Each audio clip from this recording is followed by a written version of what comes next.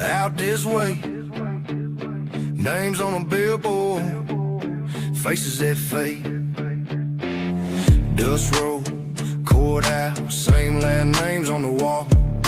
Judge playing golf with the sheriff, everybody acting like they don't see it all.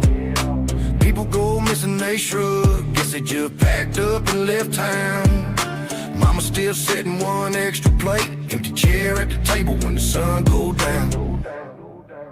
I cover cases in Carolina, I'm proud to call it out loud. You can't silence our voices, we gon' scream, we gon' shout. Yeah, unsolved crimes and homicides, corruption, deceit in their eyes. In the Carolinas, that old boy rule, I stay on my toes to bring you the news. Strangers lurk in the dark, wrong turn, lose heart. They file one report, then they tear it apart. Check the cams, nothing there, why the tape get cut. Got a badge, got a buddy, so the trail jam shut. We share cases, talk facts, not fear. If they hide one truth, we drag 10 more here. Past due justice, interest on the pain. Say your name on the mic, make it ring like rain. Screens glow in the kitchen late, we connect these dots, they erase. From the back roads to your front gate, we refuse to look away. These unsolved cases, we always call it out loud. You can't silence our voices, we gon' scream, we gon' shout. Unsolved crimes and homicides, corruption, deceit in their eyes. In the Carolinas, that old boy rule, I stay on my toes to bring you the news. If you've been wrong, we'll hear you. If they buried the file, we'll dig. From small town rumors to big time lies, here we stand together, we ain't scared. Name by name, story by story, we turn that fear into glory.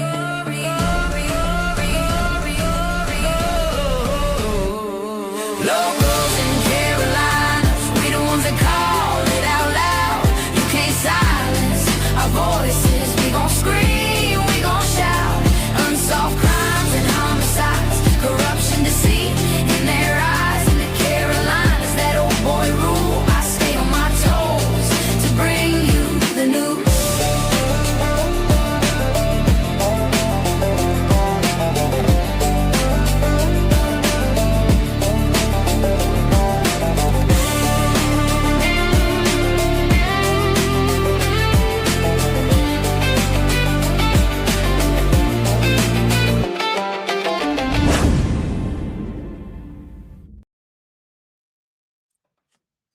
Hey, everybody.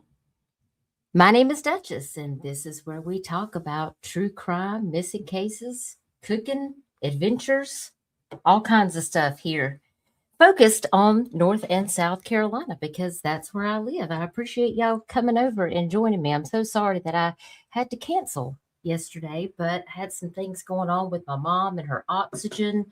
Her machine wasn't working, so I had to get all of that stuff straightened out. But I do appreciate you guys understanding and joining me tonight. We have a lot to talk about. So let me turn on my camera. Hey, y'all, don't look at me. I ain't got on any makeup, but I just got out of the shower. But I wanted to say hey to everybody because I've missed seeing you guys, and I hope you guys have been doing well.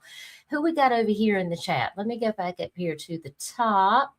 And I saw Lindsay pop in first. Thank you, Lindsay, for being here. I hope you're doing good. And then we got the Duke. Hey, babe. Thank you for being here. Nightbot says, welcome to Dutch Girl, Southern Charm with a true crime twist. So y'all make sure that you're subbed up and you can get all of my notifications on my shorts, lots of community posts, and I'm over on TikTok and Facebook as well. So make sure you guys are following me over there. Tootie, it's so good to see you. I hope you're doing well.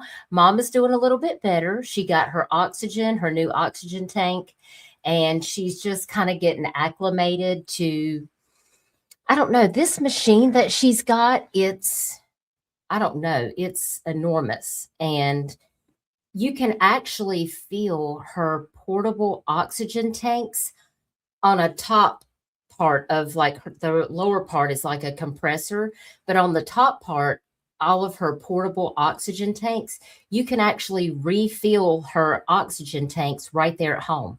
So we don't have to have oxygen delivered. When her tanks run low, we can actually refill them on her new oxygen compressor tank that they ordered her. And that thing is probably 5 feet tall. It's enormous.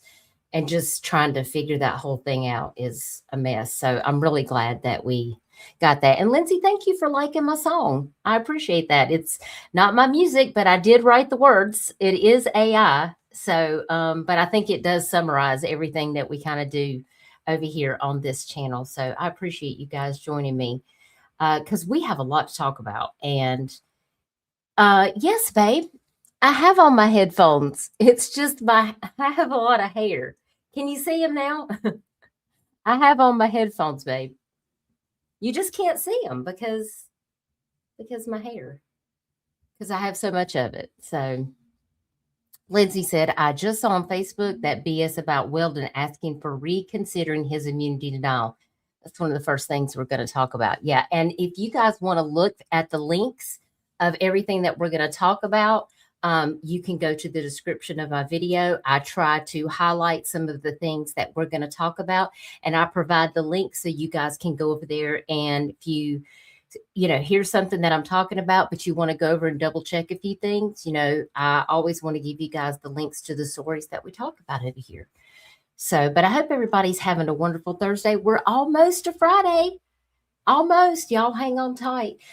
After I spent a week at my mom's, I ended up catching the flu B from being at my mom's. I don't know if it's something that she brought home from the hospital or I don't really know. But when I got home, I was so super sick and I had to go to the doctor and get some medication. I had an ear infection and then I gave it to Duke and he didn't like that very much. So we're finally getting over it. And I appreciate you guys understanding. Sometimes these things happen. So, but yeah, we're going to start out talking about that. I just wanted to check in and see how everybody was doing because I haven't caught up with you guys for a while. So I thought we might chit chat before we get started. And then we're just going to talk about some of these cases. So hope everybody's doing well. Let me get my banner going on up here. Let me see here. There we go. And I want to change my little preset over here to my little circle because I'm going to move myself over here to the side so I can share some of these stories. Hey, Mustang, it's good to see you. How are you doing? I appreciate you being here. I know there's probably lots of things going on YouTube. And, if you guys can pop in and pop out, or if you're cooking dinner, or if you've got other things going on and you just have me in your ear on your earbuds listening while you're getting things done around the house, like I totally understand. I have to do that a lot. It's that multitasking thing, but I just appreciate you guys taking the time to listen to these cases because there's a lot of stuff that I have missed in the last 2 weeks, and I have just been filing it. We've got to talk about this. We've got to give these updates. So we're going to start out talking about Weldon Boyd. When I saw that today, it really made me angry, honestly, because I don't know who this guy thinks he is, but this actually came out today. This is from WMBF News. This was published June the 4th at 2:19. That was 6 hours ago. And the headline of this article is Weldon Boyd asked court to reconsider stand your ground immunity denial. So we're going to watch this video, and the fact that he has the nerve to ask for a reversal of this order, because he followed Scott Spivey for 9 miles and then gunned him down. And now he wants the immunity to be reversed. No, sir. I just don't see that happening.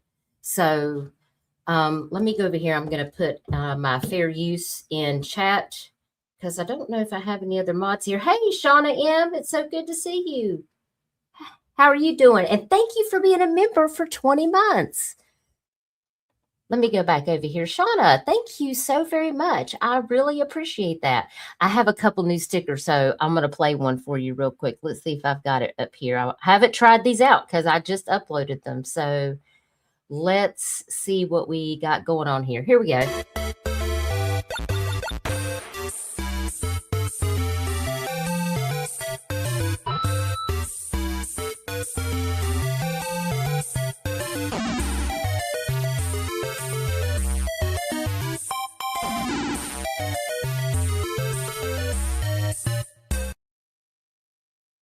Thank you, Shauna. I appreciate you supporting the Dutch Bus. Hey, Elizabeth L.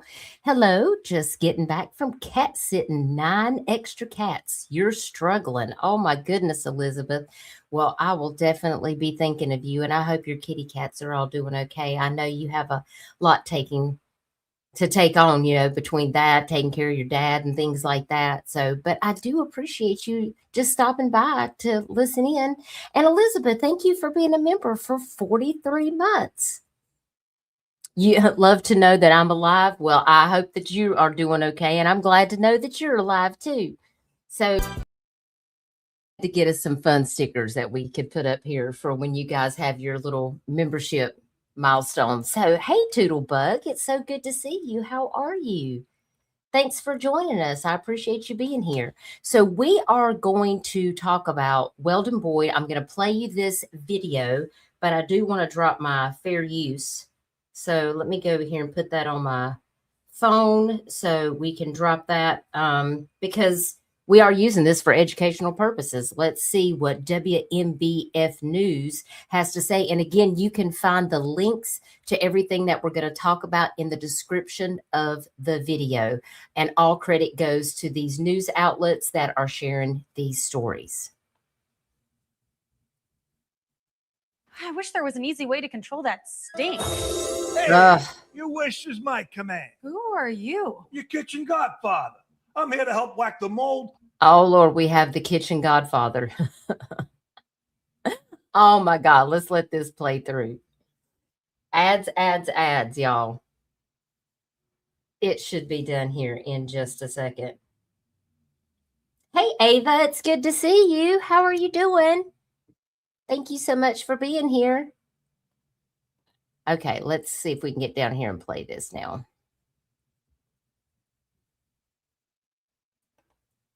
There we go. Okay. Restaurant owner tied to the deadly 2023 road rage shooting of Scott Spivey is asking a court to reconsider his stand your ground immunity denial. Weldon Boyd filed a motion to reconsider, asking the court to reverse a judge's March 11th decision to deny him immunity in a civil lawsuit against him.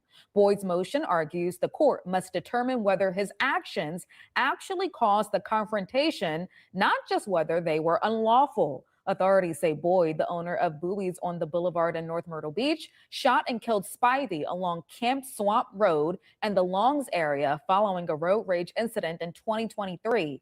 Spivey's family filed a lawsuit against Boyd, but Boyd claimed he shot Spivey in self-defense and sought immunity under the Stand Your Ground law. Nope. We have a full breakdown of the motion on our website at WMBFnews.com. I wish there was an easy way to control that stink. Hey, your wish. Well, we don't care about the stink. So there's enough going on with this article right here. So let's go back up here to find. Oh, is it not going to let me open it back up?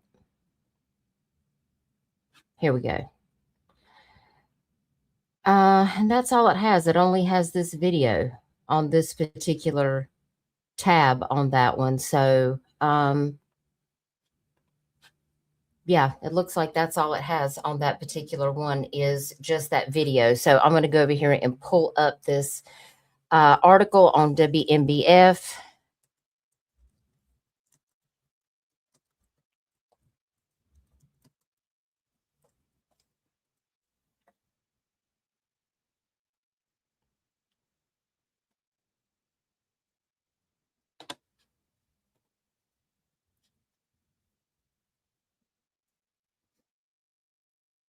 Now, it looks like that motion was filed actually yesterday. It was filed on Wednesday, according to what I'm looking at right here. So let me share my screen so you guys can actually see this article right here. And this was to reverse that judge's March 11th decision to deny him the immunity in that civil lawsuit, in which, Kenneth Bradley Williams also had his immunity denied as well, which puts them right in line with being able to be sued civilly, as well as they could be retried for the murder of Scott Spivey. And I do hope that that will come to fruition.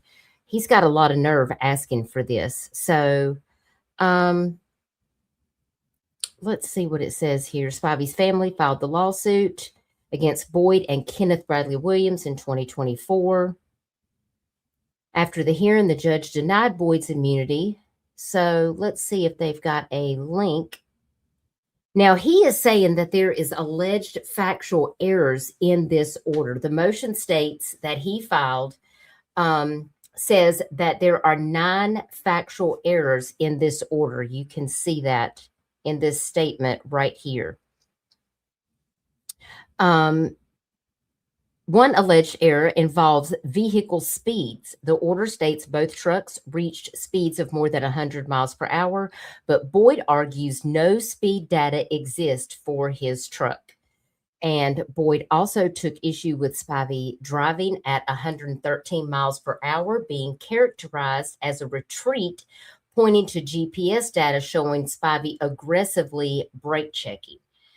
I didn't ever see any proof of that. So another issue Boyd took with the order is one of the biggest points of contention in the case, who fired first and whether Spivey advanced when he got out of his truck before the shooting. Well, there's not really a lot of information on that either. We saw and heard in, that court hearing that Scott did get out and he wanted to know why they were following him. And that is when the shootout then took place. It says the judge's order rejected Williams and Boyd's claim that Spivey fired first, citing testimony played during the February Stand Your Ground hearing that we just talked about. And here it says Frank McMurrow, a witness, said that he drove by and saw Spivey with a gun pointed to the ground and the slide locked back, indicating that the gun was not in firing position. But of course, when you have one person that is deceased, they're not able to give a recount of exactly what happened that day. So the only person's testimony, according to Weldon, he thinks that him and Bradley can just say whatever they want and that it's going to be believed. And clearly that's why having witnesses to these situations come forward and testify is so very important in this case. This order also stated that Frank McMurrow's testimony largely aligned with the physical evidence and that McMurrow testified that he saw Boyd through the windshield with a two-handed grip, already aiming his gun over the dashboard at Spivey. Moments before the shooting, McMurrow said that Spivey turned toward his truck and his arm was only slightly raised. If you guys were here, if you have not seen the Scott Spivey case and you have not heard about this, you can go back on my playlist under Crime and Corruption to watch all of those Scott Spivey cases. And I actually streamed the court hearing live. So if you want to go back and take a look at that and re-listen to those witness accounts, I invite you to do that because it's very, very interesting and very important. Meanwhile, Boyd claims that Spivey did a matrix move, pulling the gun from his side and racking it before pointing at them and firing. And we don't have any real evidence to that except for Weldon Boyd stating that it happened. Boyd also pointed out that McMurrow testified that he did not know who fired first and that the only testimony in the record about the shooting sequence came from the defendants themselves, Boyd and Williams, who both said Spivey shot first. So This is a very complex situation, as you can see, because Scott Spivey isn't here to defend himself and give his point of view about what happened that day. McMurrow did testify, though, that Scott Spivey exited his truck yelling at the defendants with a gun in his hand, according to the motion. And the order stated that Spivey did not advance. But Boyd said Williams testified under oath that Spivey stepped wide and walked toward them. Also, Boyd's motion apparently called it grossly erroneous to conclude that Spivey posed no immediate threat once stopped on Camp Swamp Road, pointing out that Scott Spivey was armed and aggressively getting out of his truck in a high-stress confrontation. Well, first of all, if somebody follows me for 9 miles and I'm turning down the road where I live, where my parents live, yeah, I'm probably going to be under high stress. But Scott stopped the truck, I believe, because he didn't want Weldon and Bradley Williams following him to his parents' home, because things could have taken a drastic turn at that point. And I do believe that Scott just wanted Weldon and Bradley to disengage. So, and basically what Weldon Boyd apparently, according to this, is asking for, if the court does not reverse this order entirely, Boyd is asking for a rewrite and potentially a hearing to compare the order's findings against the hearing transcript line by line. And public records show that both Boyd and Williams' motions are still pending. So according to Williams' motion, Williams said the court failed to identify any wrongful or unlawful acts that he committed. Sir, Bradley, if you're listening at any given point to this podcast, clearly we know exactly what you did wrong. First of all, Weldon put you in a compromised situation, and you never told Weldon to stop the vehicle. You did not tell him you did not want to be involved in this situation, and you willfully fired upon Scott Spivey after Weldon put you in this predicament. You could have at any point said, I want you to disengage, let me out of the truck, I need you to turn around. We did not hear any of that testimony. You just sat there silent, and you went right along with Weldon Boyd on this 9-mile ride, and then both of you drew a weapon and shot Scott Spivey more than 40 times. So I feel like that whole statement right there is ridiculous. Williams also said that he did not want a confrontation, pointing toward evidence that he urged Boyd to back up and retreat when both trucks turned down Camp Swamp. Bradley, you could have asked Weldon to disengage back on Highway 57 when all of this took place. You could have said, listen, Weldon, just call it into law enforcement, give him his tag and a description of his truck, and let's go on about our business. But no, you two were out for vengeance. You're both hot-headed. You didn't make a good decision, and now you're trying to fall back on it. And that's just the way I see it. That's how the cookie crumbles, and I don't think you should get away with it. So, any thoughts in the chat? Let me go over here and see what you guys are saying, because that was a long spiel I had to go through. Zena, so good to see you. Zena with Fire has been a member for 28 months. Zena, thank you so much for supporting the Dutch Bus. I appreciate you so much.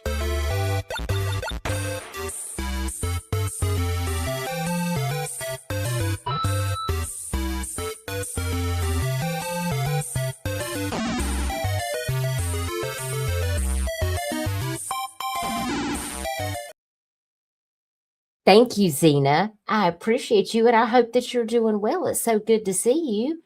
Let me see who else popped in while I had, when I'm on the other screen, y'all, I can't see my chat. So let me go over here, make sure I haven't missed anybody. And Shauna, you've been a member for 20 months too, and I appreciate you so very much.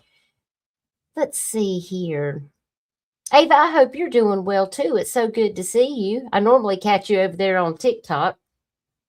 Ava follows me over there, so she's usually liking all my funny posts that I share over there. So who else do we have in here? Anybody else that I've missed that's came in? Elizabeth says, I want to overstep and ask if you can share Doodlebug's link when you get a chance. She does cases that are not addressed at all. Of course. Absolutely. And Elizabeth, if you're a mod, if you have her link, you can share it. Any of my mods can share any of those things. So let me go over here and get Doodlebug's link, and I will put it in the chat if you'll give me just 1 second. I'm going to pull it up. I've got her right here. And I do appreciate all of the things that Doodlebug shares. She shares a lot of cold case investigations and stories of injustice and corruption, and that demand attention. A lot of cases that people don't talk about. So if you guys are interested in those cases, please do go over and sub up to Doodlebug. She does an incredible job, and she's a great advocate and gives a voice to the voiceless. And we appreciate all that she does. And I have just dropped Doodlebug's link. So, Five Canes, thank you so much for being a member for 32 months. How are you doing, love? It's good to see you. I hope everything is well. Things have been stressful on these streets lately. And I'm just trying to stay over here in my... It's good to see you. Who else do we have here? I think I saw Matthew come in. Hey, Matthew. It's so good to see you. How you been? Appreciate you dropping by. Hope everything's going well for you. We're just catching up on some of these cases. And the first one we're talking about is this Weldon Boyd update that just dropped today. So all I've got to say is I just don't see how this is going to stand. But, you know, they're going to try anything that they can because times are desperate. You know what I'm saying? Hang on a second. Oh, I had to get something off the floor there. Sorry about that. Hey, Jaden. It's so good to see you, darling. How are you doing? Thank you so much for being a member for 38 months. Y'all, I have had some mods and members be here for such a long time, and I cannot tell you how much it means for you guys showing support to the Dutch Bus. And Jaded, you have been one of my very first moderators. You've been with my channel since I've started my channel, and I really appreciate you being here. Elizabeth's been here a long time. Even Zena has been here a long time. So I really appreciate y'all so very much for supporting over here. Seatbelts, everyone! Double Dutch bus coming down the street. That's what I felt like this week. I felt like the bus was about to go off the daggone track at some point. Thank you, Jaded. I appreciate you. So that pretty much sums it up for this article about Weldon Boyd and Bradley Williams asking for this motion to have a reversal on that immunity. And the importance of that ruling is that Weldon Boyd and Bradley Williams have maintained that they fired shots at Spivey in self-defense, and neither one of them have been criminally charged in this case. And the ruling against the immunity for both of them opens them up to a civil lawsuit, and it can also open them up to a criminal lawsuit where they can actually be tried for the murder of Scott Spivey. And that immunity ruling is noteworthy because if Weldon and Bradley were granted immunity in that Spivey lawsuit, that would essentially end any potential criminal charges against them in the shooting. So, and as you know, the Seventh Circuit Solicitor's Office confirmed that grand jury is going to review the case, and only a state grand jury is typically convened so that prosecutors can, you know, present those facts and the findings of a case to determine whether a person should be indicted.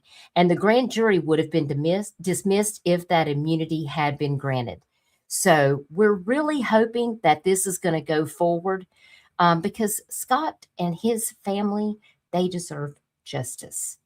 You can't just go out here and take somebody's life because you're mad because you think they ran you off the road. That's just not how it works. Hey, Michelle. Hey, sis. It's good to see you. Thank you for joining us. So that's the update about Weldon and Bradley's case. And I will keep you posted to let you know exactly how that pans out for them. I just don't see it happening, y'all. I just don't see this immunity getting reversed. But they're desperate and they're going to try to do whatever they can, and that's just the way that the cookie crumbles. So, unfortunately, it's a wait and see at this point. Now, before I forget, I do want to go over here because y'all, we are already in June. Y'all, it's 6 months to Christmas. Where does the daggone time go? So I want to make sure that I give out my memberships for the first of the month. So I'm going to go ahead and send 5 now, and then I'll share 5 more here in a little bit. So I just sent out those memberships. If you received a membership, welcome to the Dutch Bus. We're so glad to have you. Let me get back over here to my StreamYard. I want to click on this next case because we have more things to talk about. So let me get back over here to my regular StreamYard. And you can see there, I gifted those 5 memberships. I've never seen it show up red like that. That's really cool. StreamYard has had a lot of updates lately, so I'm just trying to figure all of these things out. Hey, Chatty, it's so good to see you. How are you doing? And Elizabeth, thank you for gifting a membership. If you received a membership from Elizabeth, please tell her thank you. Who got Elizabeth's membership that you sent? I'm trying to look and see if I can see who received that. Oh, that was Lindsay. Yay! I'm so glad you got that, Lindsay. Oh, no, Jack is sick again?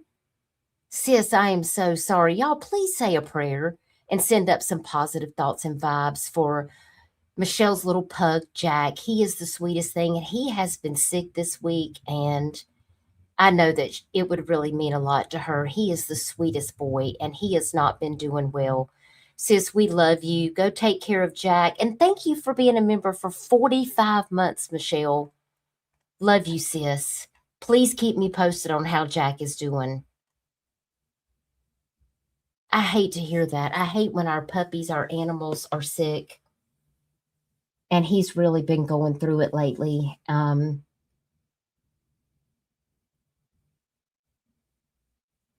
just sending up all the positive vibes for Jack. That's her little pug, Elizabeth. She has the cutest little pug, and his name is Jack, and he is the sweetest. So I hope that he does feel better. Michelle, I'm so sorry. You need to go love on him. And I love you too. You know, I'm just a phone call away if you need me. Yes, we got to pray for the puppy. I don't like it when our babies are sick. You're so welcome, sis. I love you. Take care and tell Screwball I said hey. Keep us posted. All right, y'all, we're going to jump back into some cases. The next case that I have to share with you guys is another one out of Horry County. We have a missing woman, Serena Anderson. You guys probably know that I made a flyer for her and I shared it on my wall. She's missing out of Horry County. But y'all, things have taken a turn. Things have taken a drastic turn in this case.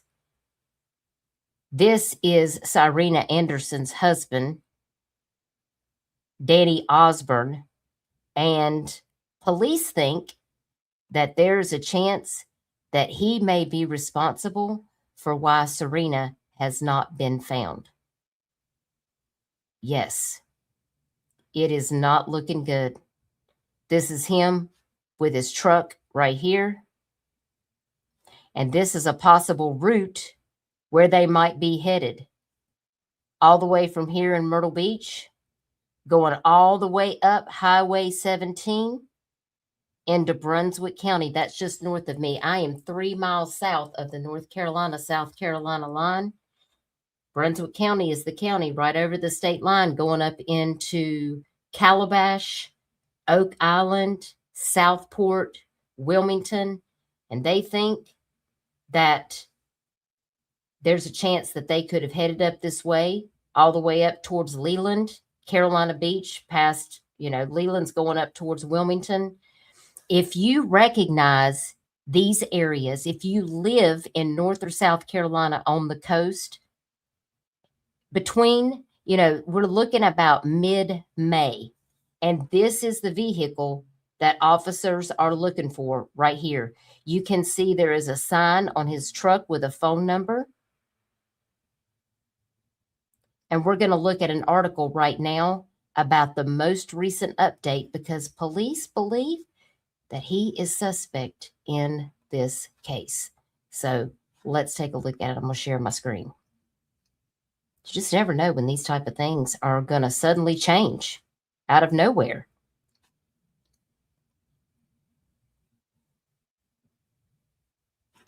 So let's see what this article says.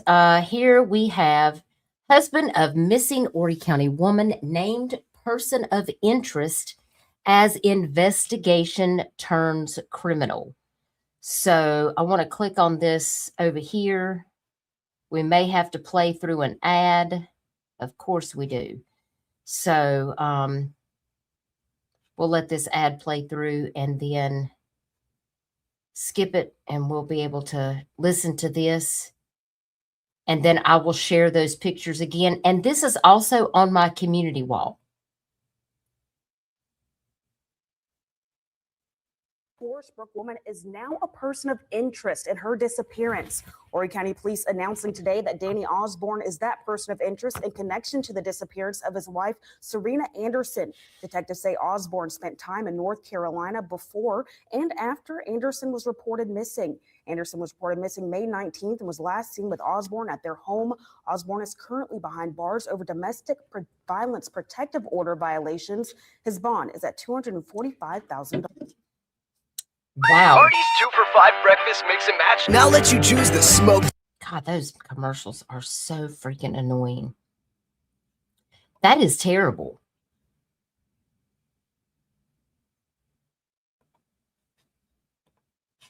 That is terrible that now he has become a suspect in this case and apparently had a domestic violence order that he went against. So that does not sound good to me. So I'm going to see if we can pull up what we've got going on here locally.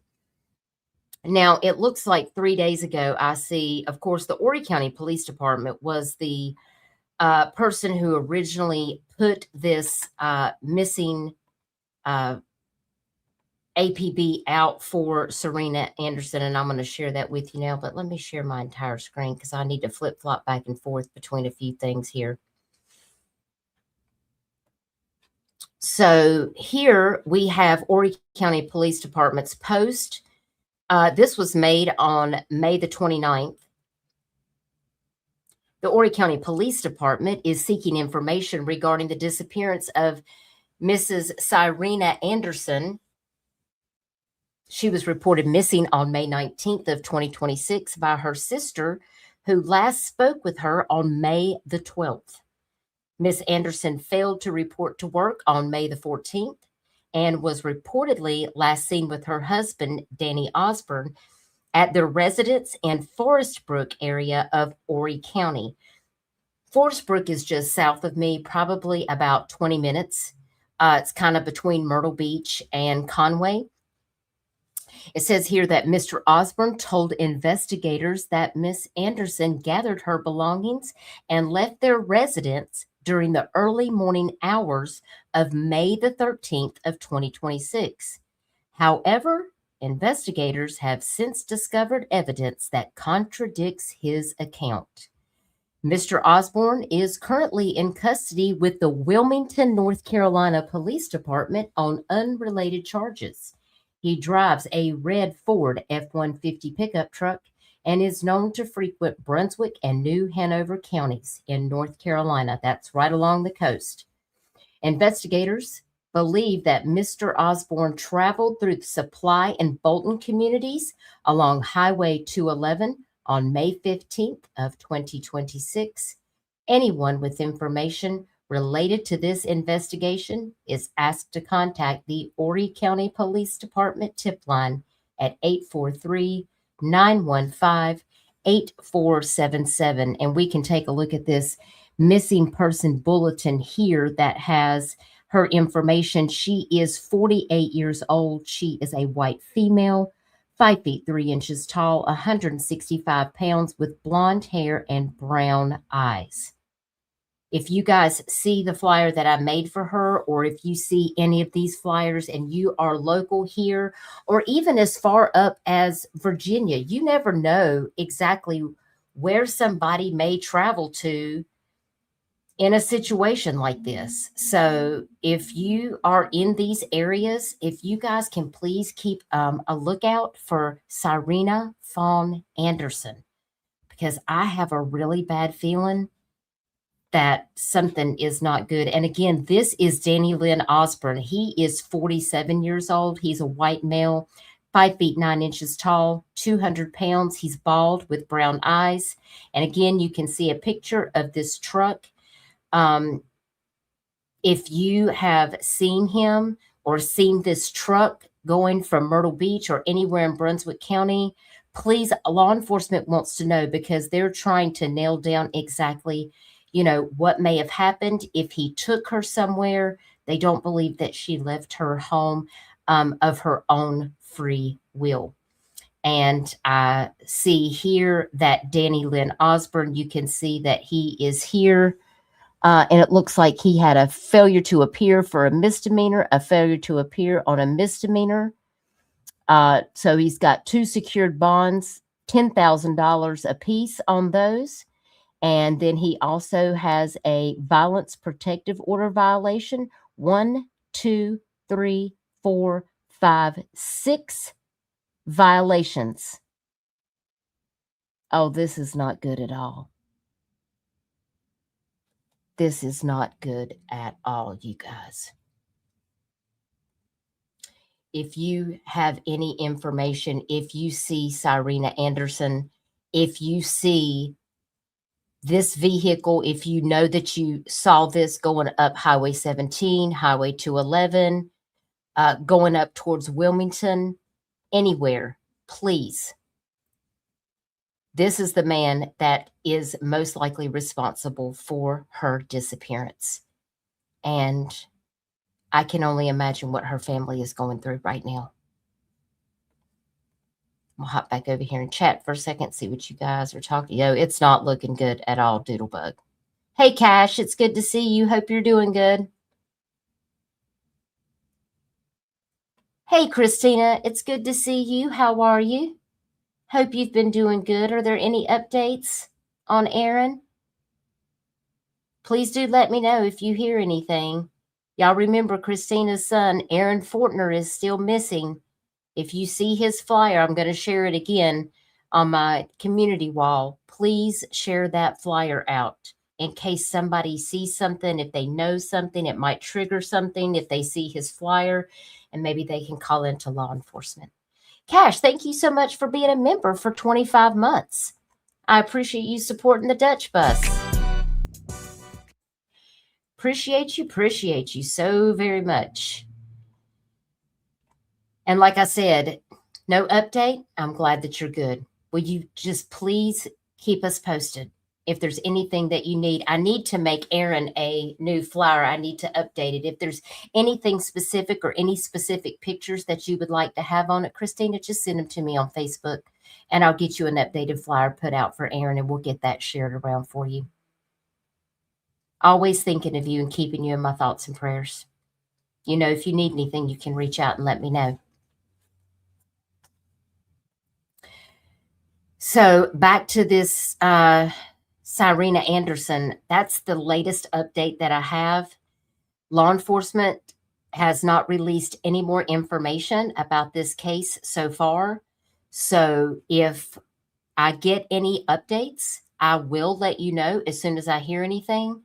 And we're just going to continue to share her flyer and make sure that we get out all of the factual information. So if you are in North or South Carolina and you're listening to this podcast, if you see this information, please share it out if you have social media, because you never know if somebody might recognize that vehicle, and you never know if they might have seen Cyrena with Danny Osborne that day back between May the 12th and May the 15th. Those are the 3 days that they are looking at during that time that she went missing. They don't believe that she left home of her own free volition. So I have another update that I want to jump into. This is another case that I covered on my channel, and that is the case of missing Crystal Anderson. I don't know if you guys remember me talking about her case. She went missing in Aiken County, and there was some really suspicious things going on in her case. This is her old flyer right here.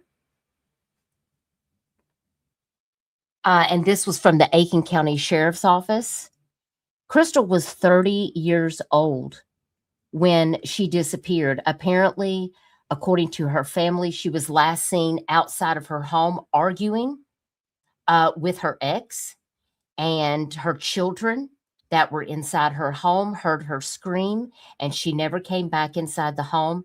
And according to a couple of her children, they saw the man put their mother in the trunk of his vehicle and drive away with her. Yes. And she was never heard from or seen after that. She left behind 4 children, and her family say that she would never do that by choice. And there was a reward that was being offered.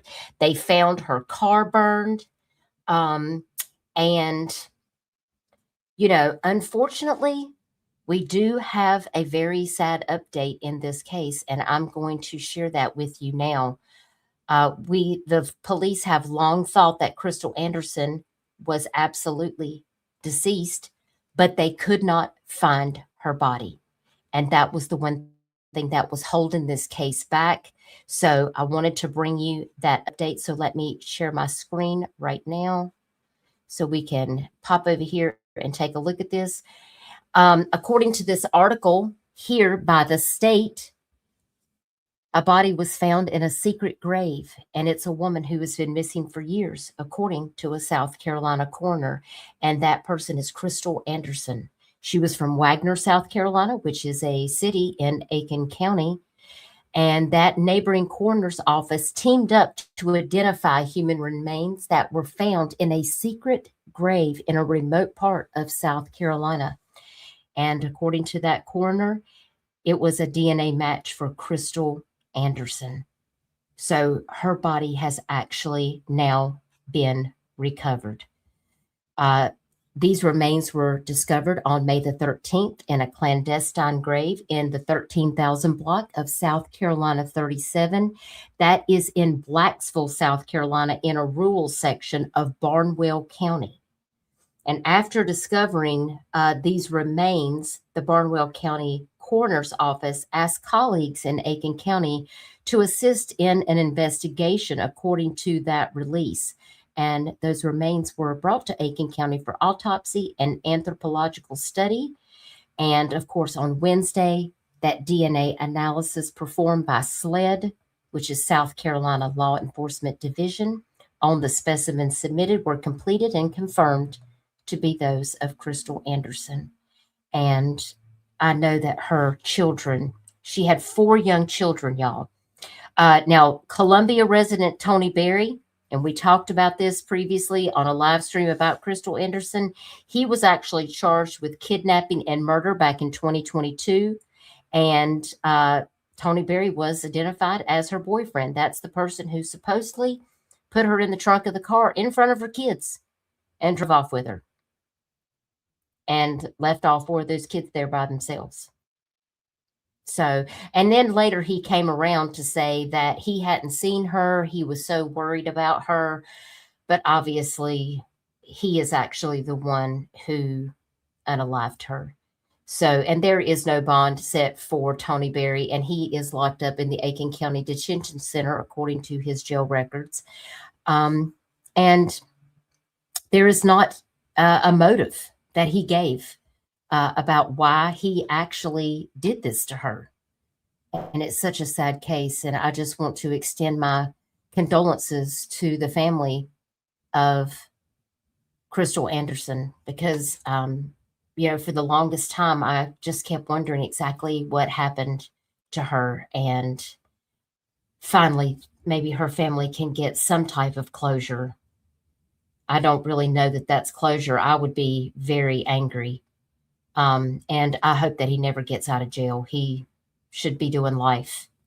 So, hey, Viper, it's good to see you. Thank you for being here. Hope you are doing well. It's always good to see you. Hey, Aries, haven't seen you in a while. Hope you're doing good. Carl, good to see you, Carl. I didn't make any dumplings today. I made some homemade pizza in my cast iron skillet. But anytime I'm cooking, I always think about Carl, because Carl wants me to make him some dumplings. So that's the update about Crystal Anderson. It's a sad update. And sometimes the updates that I have for you guys they're not always the best updates. But again, you can find the links to any of these topics that we're going over. There has been a lot that has taken place. So we have much to dive into. I know there's another case that went to court, and I missed it because I was out sick with the flu. But this was the case of Rick Chow. I don't know if you guys heard about that. That is the 61-year-old convenience store owner from Columbia, South Carolina. He was acquitted of murder. And did you know that this isn't the first time Chow has been in a similar situation where he actually shot somebody or tried to go after somebody that was stealing something from his store? Now, he was acquitted recently in trial. He actually took the life of somebody who stole a soft drink, I think, from his store. It is such a sad case. But I did want to just quickly go over this shocking verdict, because this was a teenager that he killed. But this isn't the first time that Chow has been involved in something like this before. And I didn't know if you guys had heard about this case, but it's really scary. You like the dough ball dumplings, Carl? I'll have to remember that.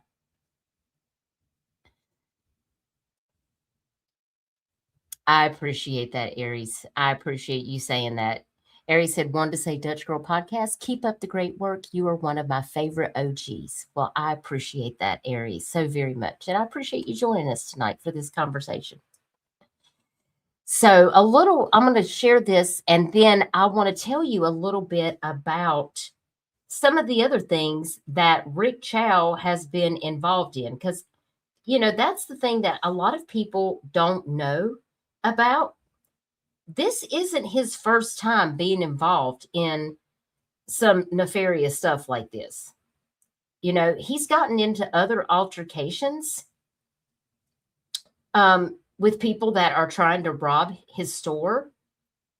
And I just thought it was very interesting. And now he's been exonerated in this murder. And I just think it's really bizarre, because did you know that he was involved in 2 previous shootings? Like, this isn't the only time. In 2015, Rick Chow, and let me see if I've got a picture of him that I can actually share. Here he is right here. This is Rick Chow right here. In 2015, he confronted a woman in a parking lot that he suspected of stealing a case of beer. I think it was 2 cases of beer and a package of boiled peanuts.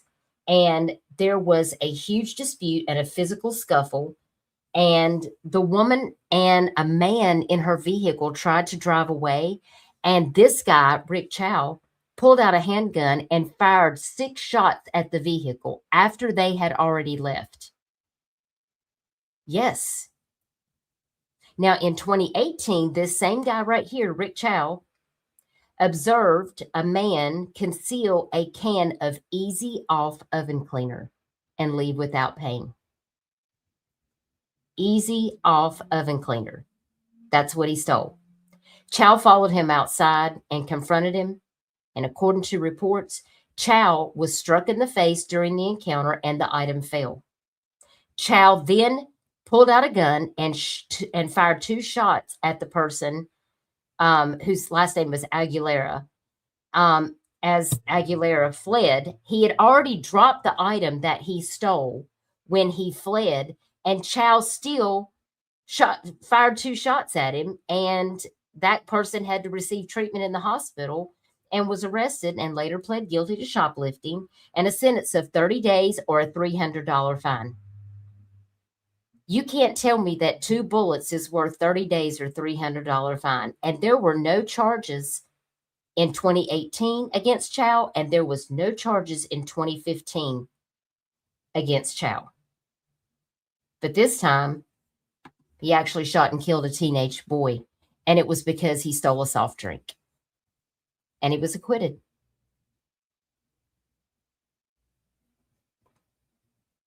Yeah, never meet Chow, for sure. We're not going to be going to his store. Hey, well, the thing is, hope you're doing good. It's good to see you. Hope you're having a great Thursday.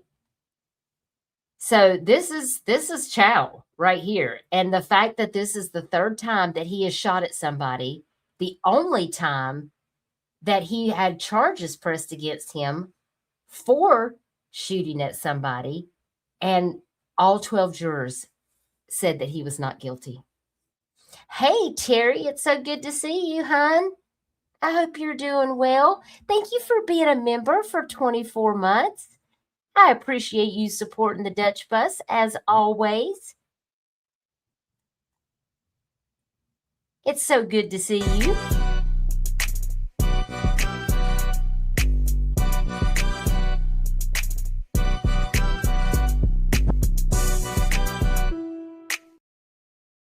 Appreciate you, Terry.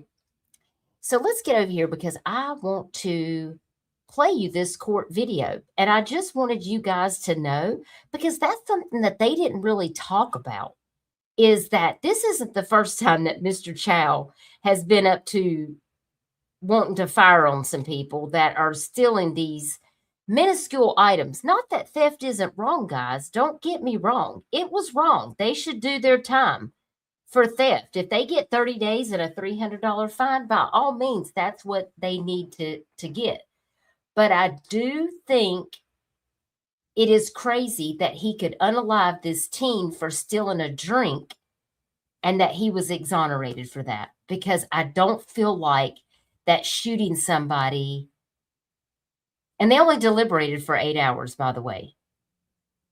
Yeah, and I do believe that the kid was 14.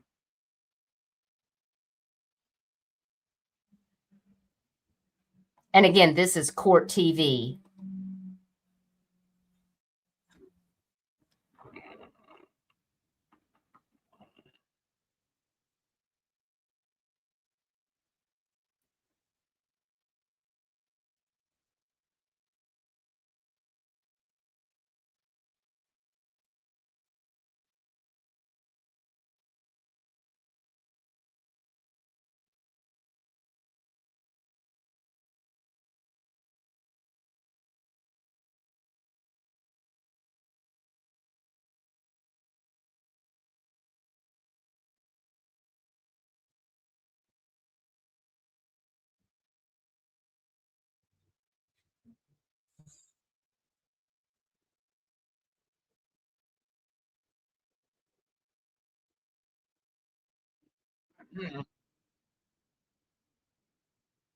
Can you hear his family crying in the courtroom? Can you imagine somebody unaliving your kid because he stole a drink and then being found not guilty? I agree, Terry. He sounds a little more than a bit trigger happy. If I was anybody, I would not be patronizing Mr. Chow's store. I mean, if you're there not to steal, it probably shouldn't be a problem, but I just don't trust people like that. So I just, I just wanted to stop it to say that part. So let's hear what they say.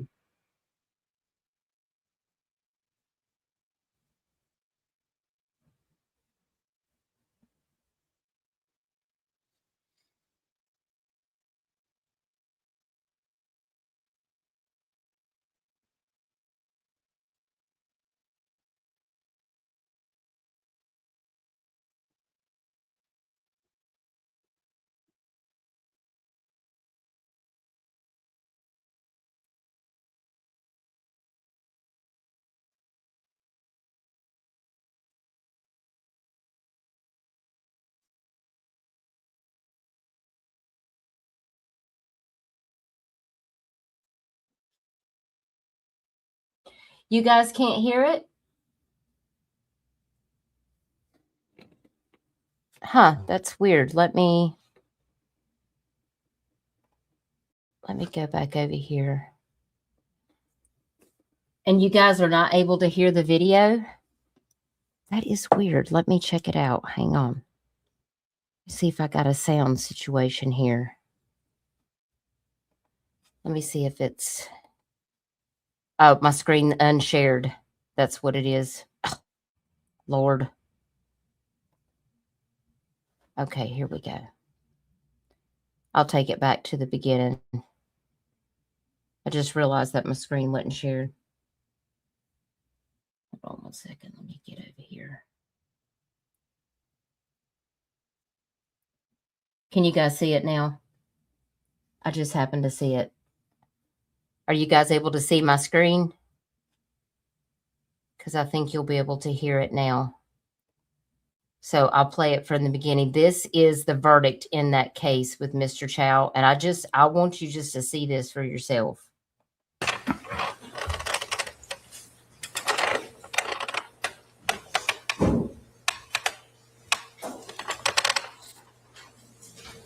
All right, Madam Clerk, will you please publish?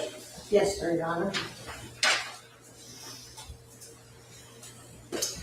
Indictment number 2023 GS400740, State of South Carolina, County of Richland versus Chike Rick Chow. We, the jury, unanimously find the defendant, Chike Rick Chow, as to the charge of murder, not guilty. Fine number 302, foreperson, June the 1st, 2026. Madam Forelady, this is your verdict and the verdict of the entire jury. Yes, ma'am, it was. Thank you.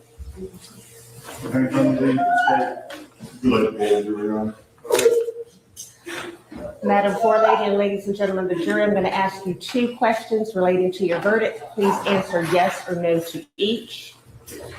Number 302, was this your verdict? Yes, it was. Is it still your verdict? Yes, it is. Number 2, was this your verdict? 257, Yes. is it still your verdict? Yes. Number 63, was this your verdict? Is it still your verdict? Yes. Number 208, was this your verdict? 208, is it still your verdict? Yes. Number 226, was this your verdict? Yes. Is it still your verdict? Yes. Number 329, was this your verdict? Yes. Is it still your verdict? Yes. Number 222, was this your verdict? Yes. Is it still your verdict? Yes. Number 164, was this your verdict? Yes. Is it still your verdict? Yes. Number 21, was this your verdict? Yes. Is it still your verdict? Yes. Number 204, was this your verdict? Yes. Is it still your verdict? Yes. Number 232, was this your verdict? Yes. Is it still your verdict? Yes. Number 259, was this your verdict? Yes. Is it still your verdict? Yes. The jury's been told, Your Honor. Very good. Anything else? Not at this time, Your Honor. We just like it's time for post trial motions. Going 10 days. We deal. Y'all, this is awful. And the reason this is so important, the reason that I want to tell you about this is because Rick Chow, in this particular case where he got this acquittal, he wrongly accused this 14-year-old of theft. Apparently, the kid supposedly did not actually shoplift anything. 14-year-old. This was back in 2023, that he had falsely accused of shoplifting from his convenience store that he murdered. He shot Cyrus Carmack Belton in the back on May the 28th of 2023 after he chased the teenager, believing he had stolen 4 water bottles from the Express Mart Shell station he owns in Columbia, South Carolina. Mr. Chow also said that Cyrus had pointed a gun at his son, so he acted to defend him. And of course, this shooting drew national attention and really rolled in the community in Columbia. And there was demonstrators outside his shop after the shooting. It was a huge case out in Richland County. And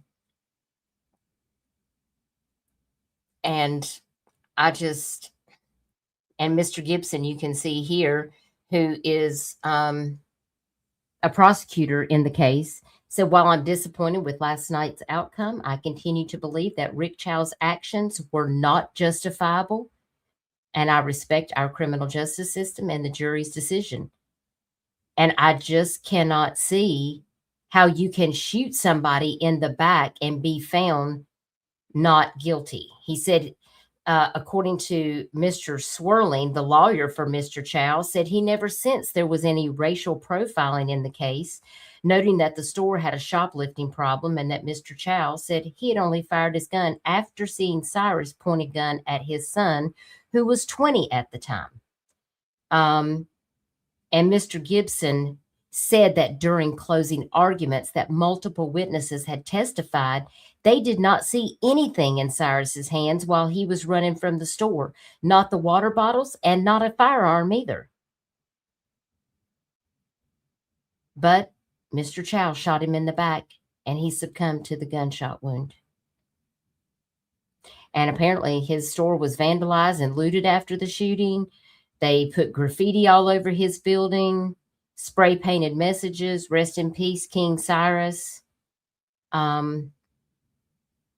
And of course, Sheriff Leon Lott of Richland County, who I feel like is a pretty upstanding sheriff, he called the shooting disturbing, noting that even if Cyrus had shoplifted the water bottles, that it's not something that you shoot anybody over, much less a 14-year-old kid. And at the time, Nada Rutherford, the Richland County coroner, said at the news conference that there was no indication that Cyrus was fighting with the store owner prior to him running out of the store. Cyrus had no wounds on his hands or scratches, she said. His only injuries were the abrasions from the fall and the gunshot wound in his lower right back. This case is so very sad, y'all. And I just don't feel like that this is real justice.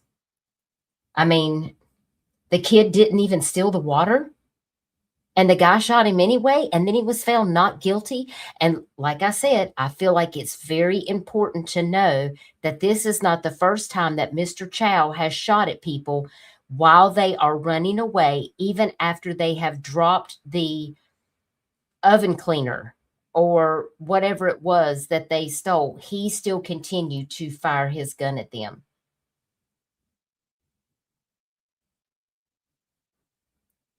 And anytime you shoot somebody in the back, that means they're fleeing. That means they're not an immediate threat. And I can't make sense of it, y'all.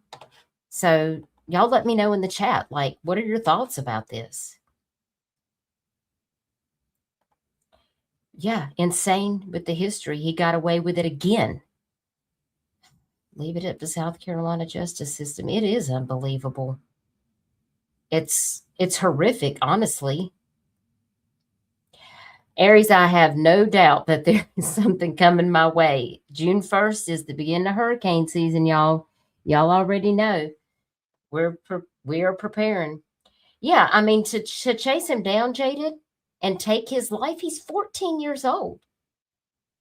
I mean, let the cops arrest him. Let him, if he did steal something, if they find that he's guilty, let him do the time for that. But I just do not think this is fair. I just cannot imagine, yes, being this family. It's just so heartbreaking. How do you even make sense of this? Hey, Mercedes girl, it's so good to see you. I hope you're having a good evening. I hope so too, Jaden. It scares me to think that you could, what if you are just an innocent person in the store and somebody thinks that you're stealing something, but you're not, and then somebody shoots you? I agree, Shauna. I think he needs to be the one locked up. Hey, NorCal Jim, it's so good to see you. Hope you enjoy your dinner. Like I said, if you guys are busy cooking dinner, spending time cleaning up, doing whatever you're doing, you've got me in your ear. I just appreciate you joining me and listening to these updates because we just have a lot to catch up on. But I wanted to let you guys know that about Mr. Chow because this ain't his first run-in with firing on people. And a lot of people were not really talking about that. And I felt like it was pretty important to point that out. Petty theft should not be life-threatening. Agree. And the person was running away and he shot him in the back. I just cannot understand for the life of me how this is supposed to be okay. I just don't get it. It's crazy. So let me go back over here. Give me 1 second. I want to go back over and grab the next link. Just so many updates. I was seeing all of this while I was in bed sick with the flu, and I was like, we have so much to talk about. Let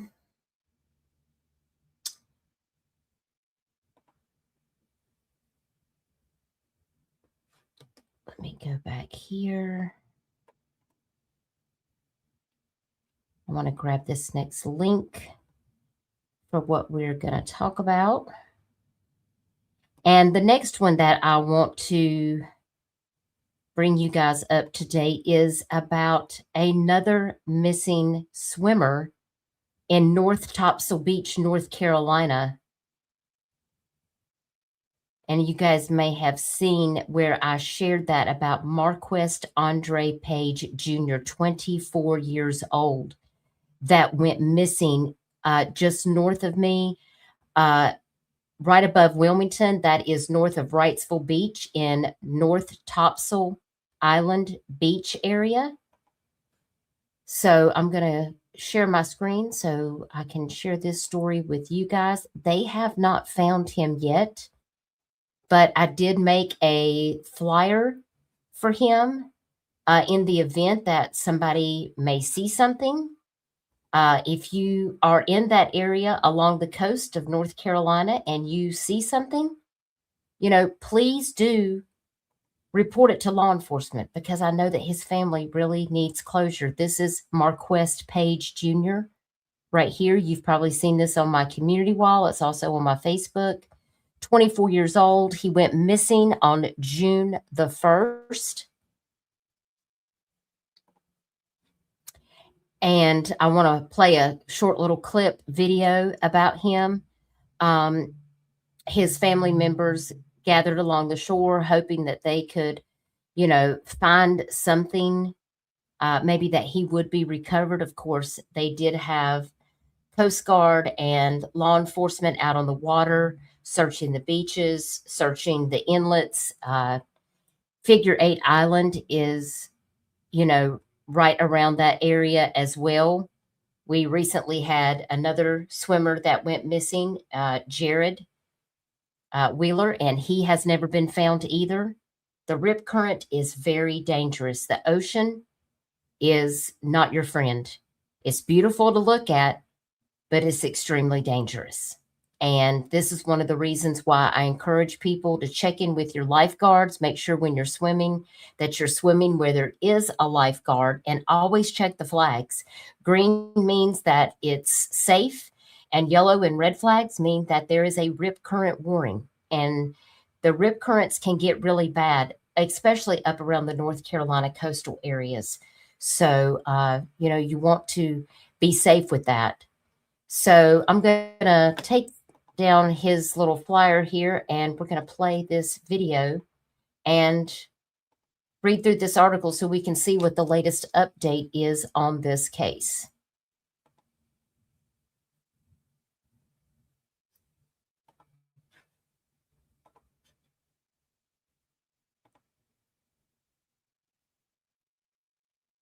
If it's local, it's on Z.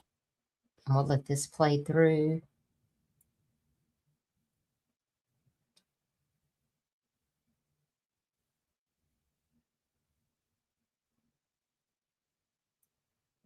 I'm numb. I just want my brother. Like, family members of 24-year-old Marquess Page Jr. say he didn't hesitate Monday afternoon when he saw his longtime partner's 4-year-old daughter being pulled into the water. She is one of 5 children they share together.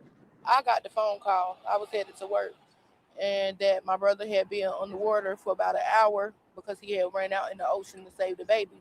He was able to save the child, but disappeared into the water himself, and he hasn't been seen since. If we haven't found him after 3 days, we scale our search back and basically start checking shorelines in the area, and that will continue for the foreseeable future.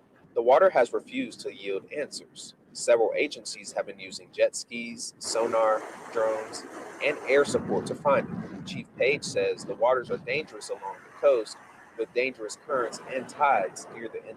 Cuts very deep channels, and so you can walk into the ocean a good ways, and it can be up to your knees, and then all of a sudden it'll drop off to 20 or 30 feet. While the weight of the search rests heavily on first responders, Page's family sits by the shore, waiting for any answers. He went out there as a hero, so I don't see it no other way.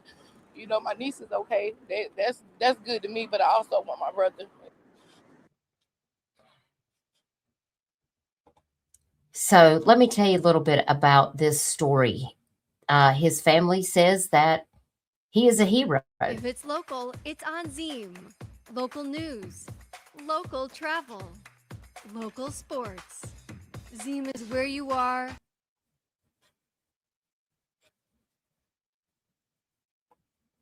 All right, let me get back over here, and I'm going to share the most recent update on him in this article.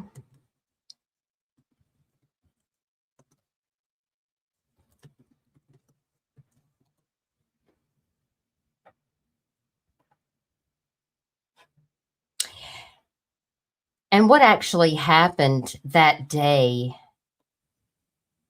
let me get back over here so I can share this screen.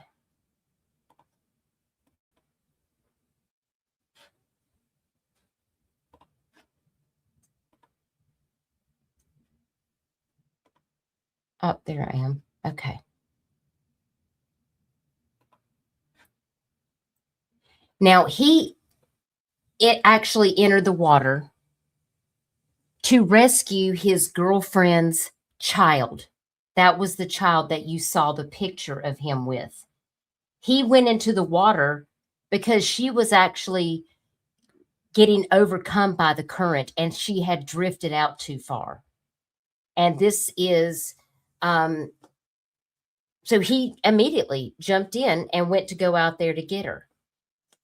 But and that day that he went missing, there was a red flag rip current warning that day.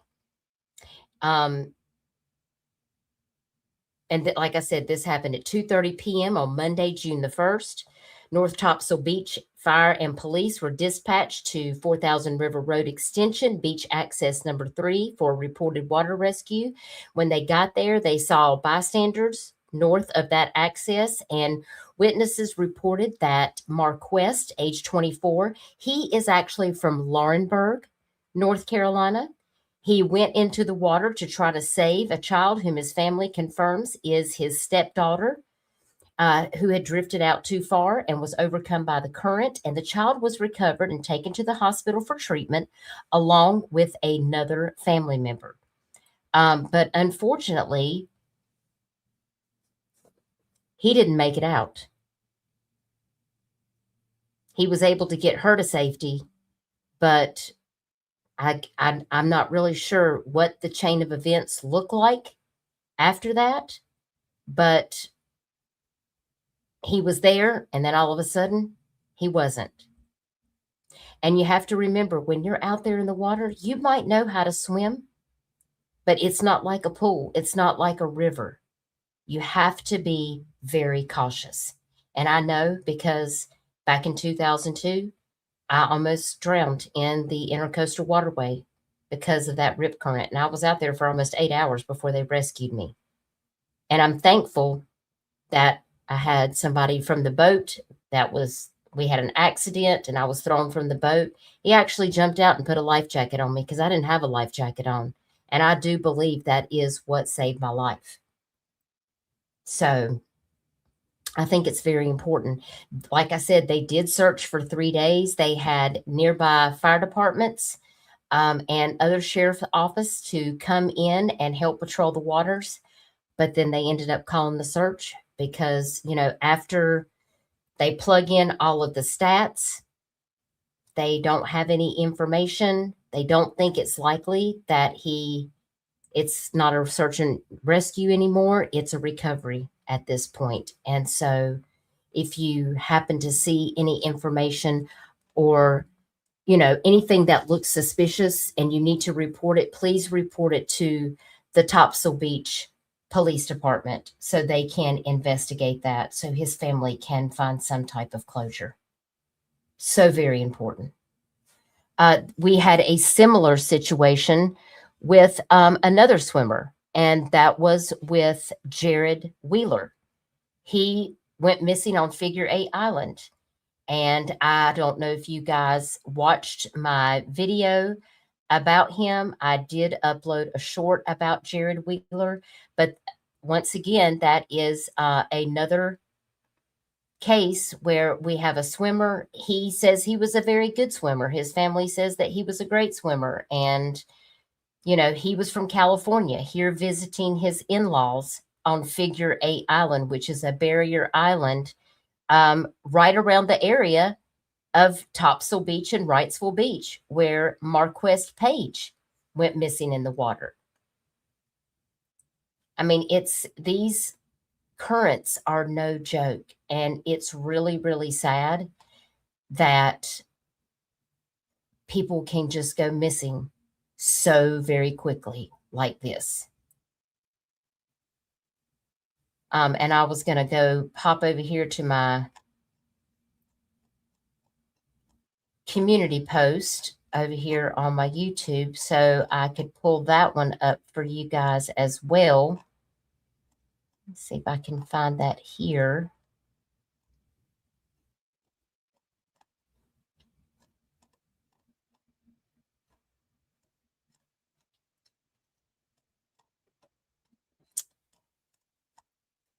I share a lot of cases. It might take me a minute to get to it. Let me scroll down here and get it. I do have a video that I uploaded to TikTok about Jared Wheeler. Here we go.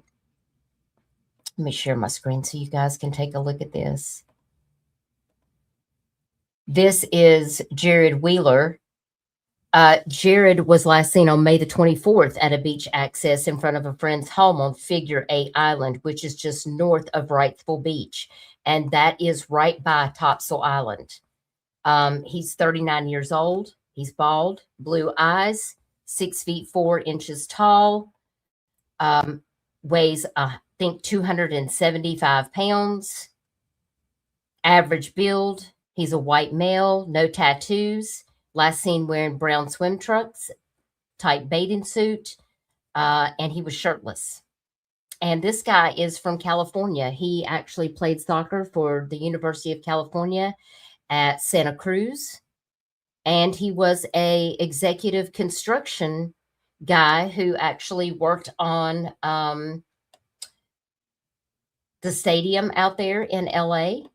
And he was actually in the process of working on the 2028 Olympics design for the Olympic Games coming to Los Angeles.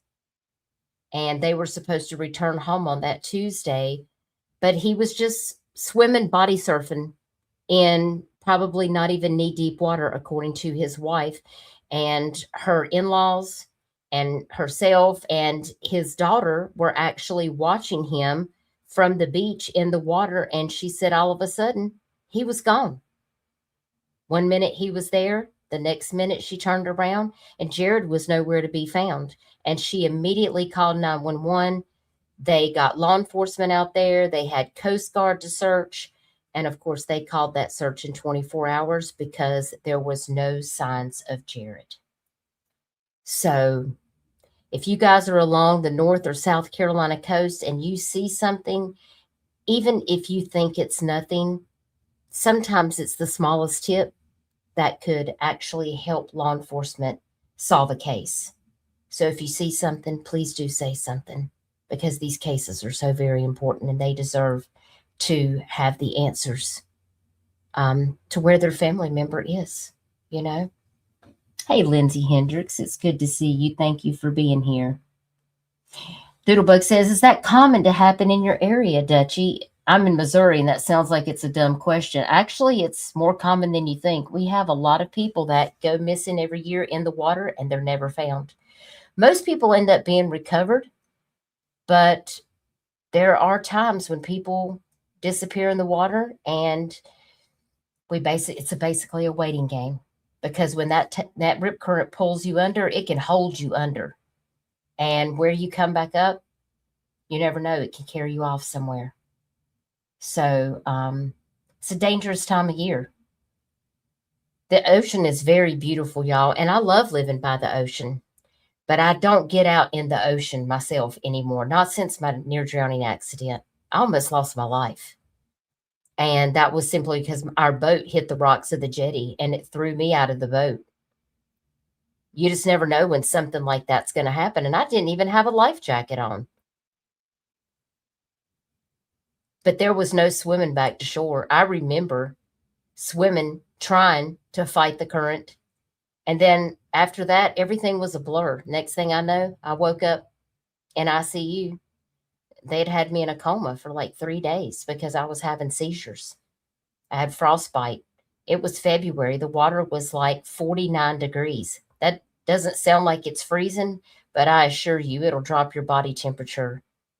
And I'm telling you what, it's one of the most scary experiences that I've ever had in my life. And I'm very lucky to be here. And that's one of the reasons why I have my channel. Because not everybody survives something like that. And I want to be able to give a voice to people that don't have one, that need to be found as well. So, and you can find a lot of this information that I'm sharing with you over here on my YouTube page. This is my community wall right here under my post. Now, you can see here there's some missing juveniles, some missing people. You can go over here and click on these updates if you want to go check this out. These are just some recent cases that I actually posted today. And of course, there's a picture of my homemade pizza that I made tonight in my cast iron skillet. Had to get dinner done before we got started. Terry said it must feel incredibly lonely floating out there alone. It was, for sure, trying to fight to just see land because it was dark. I mean, this happened in February about 5:30 in the evening, and it quickly becomes dark and it's cold. And then a storm came up. And when you see the lights of Cherry Grove getting smaller and smaller and smaller, it's because the ocean is pulling you out into it. And it feels very helpless. Anybody who's ever been in a situation like that can tell you your life literally flashes before your eyes. And if it hadn't have been for the casino boat people that actually saw my friend, who is now departed, he had a massive heart attack after all of this happened and they pulled him out of the water. He had a massive heart attack and he died a couple of years later because he was in heart failure. He didn't even know how to swim. He was the person that was driving the boat. He didn't even know how to swim, but he actually risked his own life to jump out and put a life jacket around me and stayed with me in the water. And they estimated we had been out there probably about 8 hours. We weren't rescued till almost 3 o'clock in the morning. And if it had not have been for somebody seeing us, spotting us, calling 911, Horry County did not come and rescue us, y'all. And we were in South Carolina in the entrance to the jetty. It was actually Sunset Beach, North Carolina, that ended up taking the call with a new rescue boat that they had. And he and I were the first people to be rescued with the brand new boat. They had only had it 2 weeks. And so every year I go out there and bring those guys some homemade food and hug their necks and tell them how much I really appreciate them saving my life. Because you don't know what you don't know. What toppings do I have? On this one, you can see here on my post, this one has mozzarella, Parmesan, sausage, pineapple, pepperoni, and red onions with my homemade pizza sauce. And I make it in my cast iron skillet. Yep, easy peasy. I make my own pizza dough. I make everything from scratch because I got to keep the Duke healthy. So it's one of our easy favorites that we do. That was his request, so that's what I did. Speaking of which, this is another case that I want to bring you guys up to speed on because the North Carolina State Bureau of Investigation and the Vance County Sheriff's Department is looking for these two people right here, Michael Lewis Miles and LaShawn Knott. These two guys right here. These two men escaped from Vance County Detention Center on June 3rd at 2 p.m. And they're offering a combined reward up to $40,000 to locate and capture these escapees, $20,000 per individual. They may be traveling together or separately, but they're both considered armed and dangerous. Miles and Knotts were in the Vance County Detention Center held for multiple state drug trafficking and gun-related charges, and they were familiar with one another prior to being arrested. So they're asking everybody to please check your home surveillance video, your trail cams, your hunting cameras to assist in real-time tracking of the escapees. Please lock your vehicles, close your garage doors, and lock up your sheds. Miles is 33 years old, 6 feet tall, 180 pounds, with black and brown eyes and a prominent neck tattoo. And Knott is 21 years old, 5 feet 11 inches tall, 160 pounds, with black hair and brown eyes, numerous face tattoos, and a large cross on his forehead, as you can see here. This was actually put out by the Charlotte FBI. They are looking for them. Again, there is a $20,000 or a $40,000 reward, $20,000 per escapee. So if you guys happen to see them, if you live in the area of Vance County, Henderson, North Carolina, that's kind of in the western part of the state, please keep your eyes peeled because you never know if these two might show up on your doorstep. So if you guys are out that way, please keep your head on a swivel and be looking out for them. So very important to stay vigilant because they're likely armed. And I want you guys to stay safe. So that's one of the reasons why we have these lives, so that I can, bring you up to speed on things that are happening. Here we have another missing juvenile, Caden Stone, out of Randolph County. That's where my family lives. And I've shared that locally with a lot of my friends there. If you guys also remember, I had made a post about Ava Ernst. I was watching my friend sing karaoke at a karaoke contest in Concord, North Carolina. And Jeffrey Ernst came in to the karaoke contest and said, "My daughter Ava is missing and we are desperate to find her." can you please share out her information? I'm going to every business that's open to ask if they've seen my daughter. And of course, my friend said, well, my friend Duchess actually shares missing cases. And so I spoke with her father and I made this flyer. She was missing in the Waddell Park, Lincoln Park area of Charlotte, North Carolina in Mecklenburg County, 15 years old. She was missing on May the 25th. And then I got a note today from her father saying that she has been located safe and she was taken to a local hospital because she does have some issues, that she ran away from a group home and she was without her medication.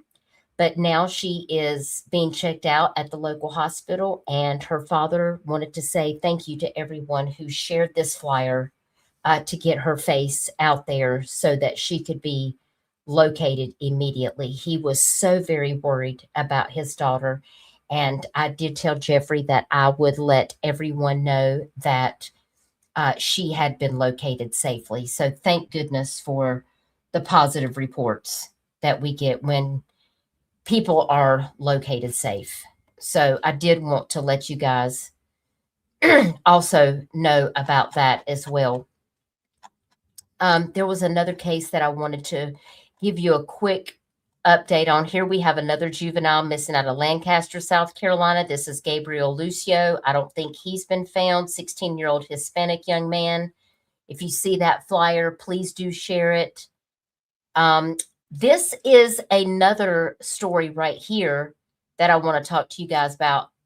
Truck driver rescues a woman from alleged kidnapping in Aiken County. I don't know what they've got going on out here in Aiken County, y'all, but it is not good. Okay? I have a video that I want to play you guys showing this example of this situation right here. New tonight, a now former Myrtle Beach police officer. It's not that one. Hang on. Oh, wrong one. That's a whole nother story. Let me see if I've got this one over here. Let me see if I can find it real quick because I do want to play that one for you.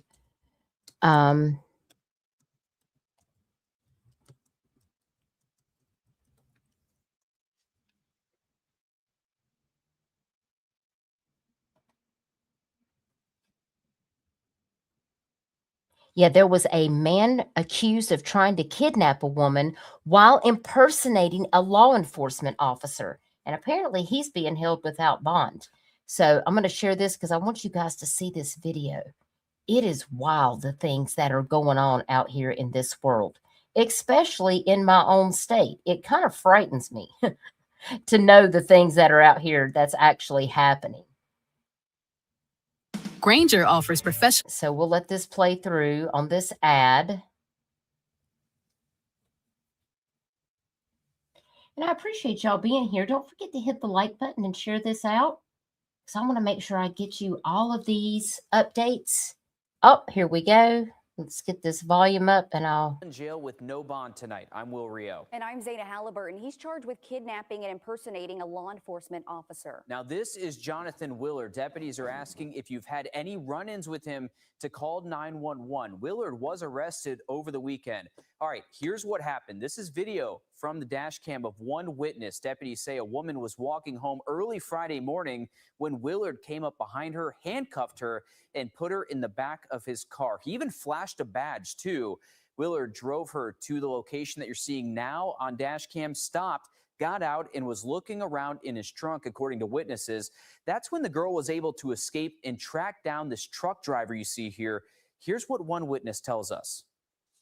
So when she got to my side of my door, he pulled up beside and said, I'm law enforcement. He didn't show me the badge. He just held it up. Just held it up sideways. And he said, I'm with law enforcement. And she just jumped out of my car. She said, no, I didn't. You trying to kidnap me. Just an unbelievable story. Deputies and witnesses on scene say that she's lucky to be alive tonight. We did find something like this is very rare, but if it did spike your anxiety, there are a couple of things that you can do to protect yourself if you do find yourself in some kind of situation like this. You can call 911 or dispatch when you're pulled over, ask a cop for the badge number or even their police ID card. But again, deputies on scene telling her that she is lucky to be alive. So strong words there from investigators as they're continuing their investigation here tonight, and Willard is still in jail with no bond. Did you see him in the Cadillac swerving to try to hit her? What the hell? That's the craziest thing I think I've ever seen. I mean, law enforcement in a Cadillac? Make that make sense. And apparently he's done this before. These are the things you cannot make up that happen here in South Carolina. It's kind of scary. And thank goodness for this truck driver that rescued her. I mean, and I think we've probably heard cases like this before, where people have police sirens on their car. They're driving a car that looks like law enforcement. I mean, it's just crazy, the things that are going on out here. But thank God that they got him arrested and he's in jail. I'm so very happy about that. So I do have a couple more updates to share with you guys. Let me jump over here and see what we've got next.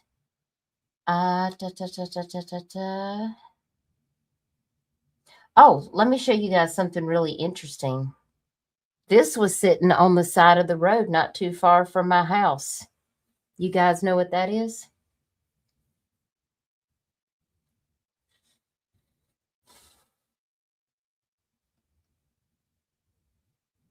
Let me know in the chat for all my locals in South Carolina. Y'all familiar with what that is?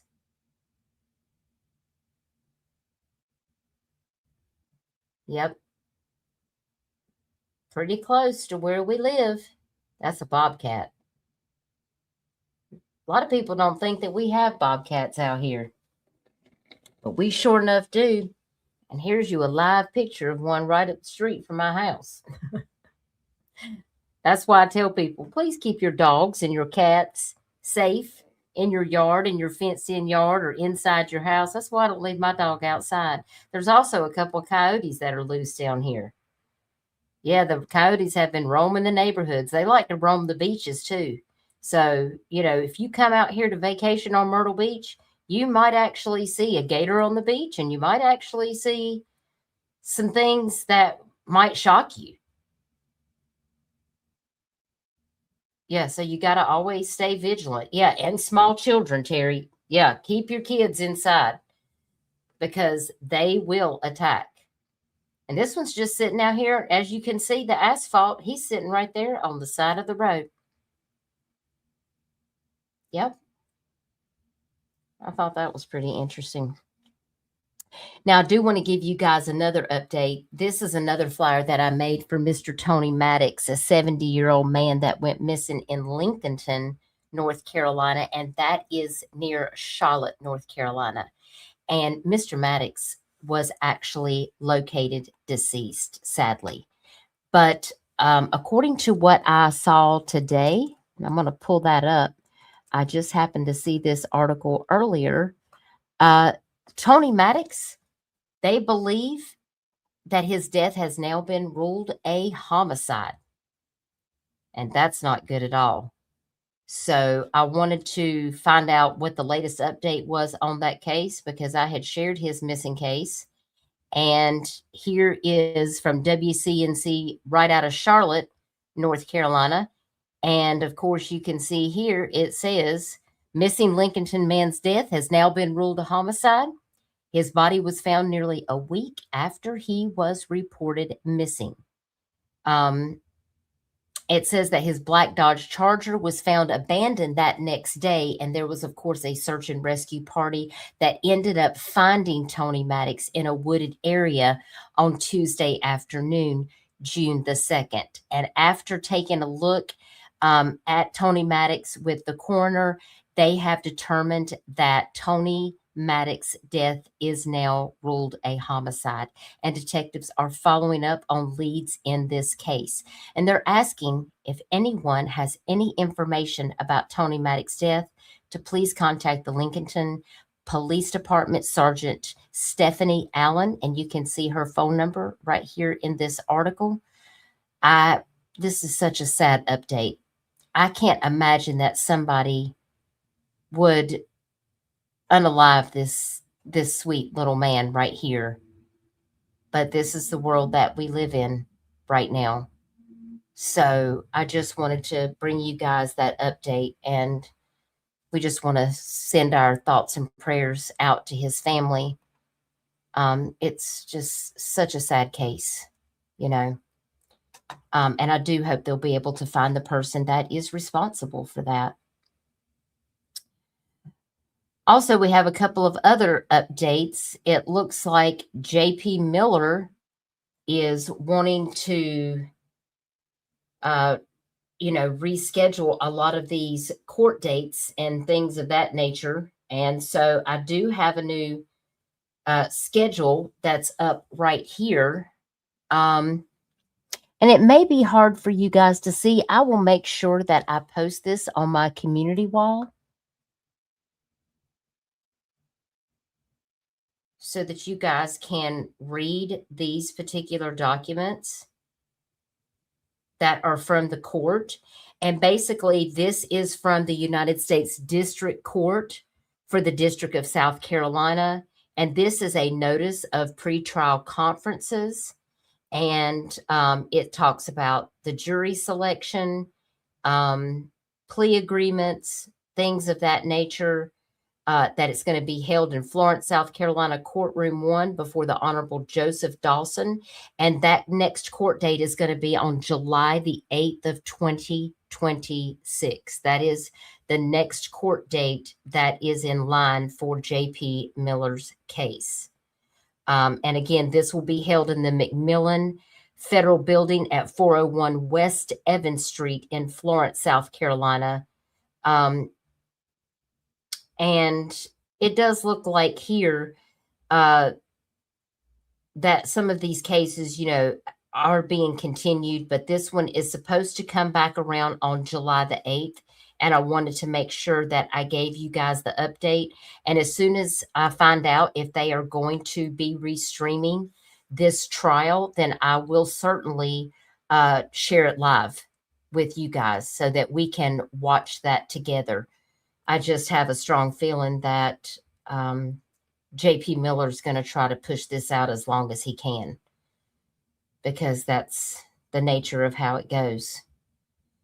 So the next video that I have to tell you guys about was the one that I had just pulled up. It's a very strange case. We have a former Myrtle Beach detective accused of pointing a gun at an officer over microwave fish. Yeah, you read that right. Microwave fish. He pulled a gun on a coworker because he smelled fish coming from the microwave. Does that even make sense? Does any of this even make sense? Let's watch this video and see if we can make it make sense. Because as soon as I saw this article, I thought, what in the hell is going on now? New tonight, a now former Myrtle Beach police officer is facing charges from the state law enforcement division. They say he pulled a gun on another officer after he heated up fish in their work microwave. Michael DiBiase is charged with pointing and presenting a firearm at a person after SLED was asked to investigate the situation, which happened this past Saturday. According to an arrest warrant, DiBiase confronted a patrolman for warming up the fish, which he says caused an odor in the department. During that confrontation, SLED says DiBiase drew and pointed his department-issued gun at the patrolman. He was arrested today and booked into J. Reuben Long. Y'all, what in tarnation? Now we have officers pulling their weapons out on coworkers because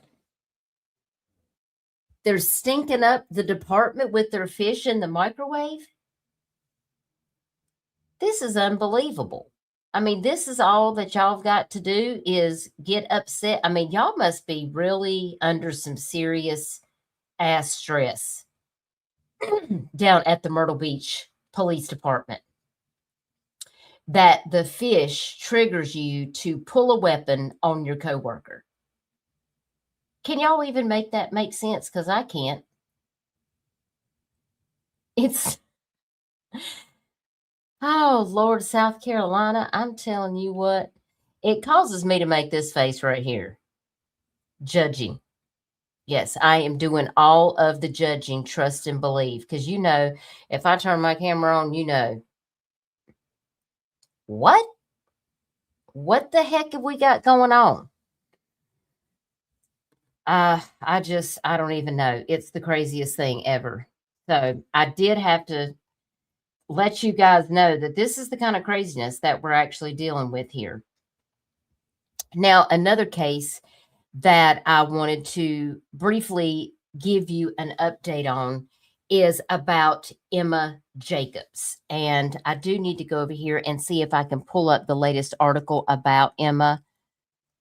Because what happened in her case is so very tragic. And I really need to give you this update. And I first saw it on the North Carolina Beat.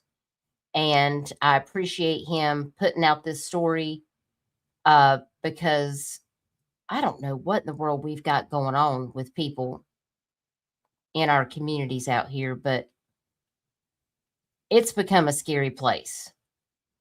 Apparently, a North Carolina father says that his 4-year-old daughter, Emma Jacobs, was sexually assaulted, tied up, and beaten to death in Rayford, North Carolina. And her mom and her boyfriend were the only adults in the home at the time. Yes. And she died. The little baby, Emma Jacobs, died. These people are sick. I'm sorry, what? Why are people hurting these kids? What is going on? Why is it always the mom and the boyfriend? This is a trending situation all across the world where we have these parents that are not taking care of their kids and doing these heinous activities. It is literally sick, sick, sick. What is going on out here? And I hope that there is going to be some type of justice in this case. Let me see if I can find any other articles on this.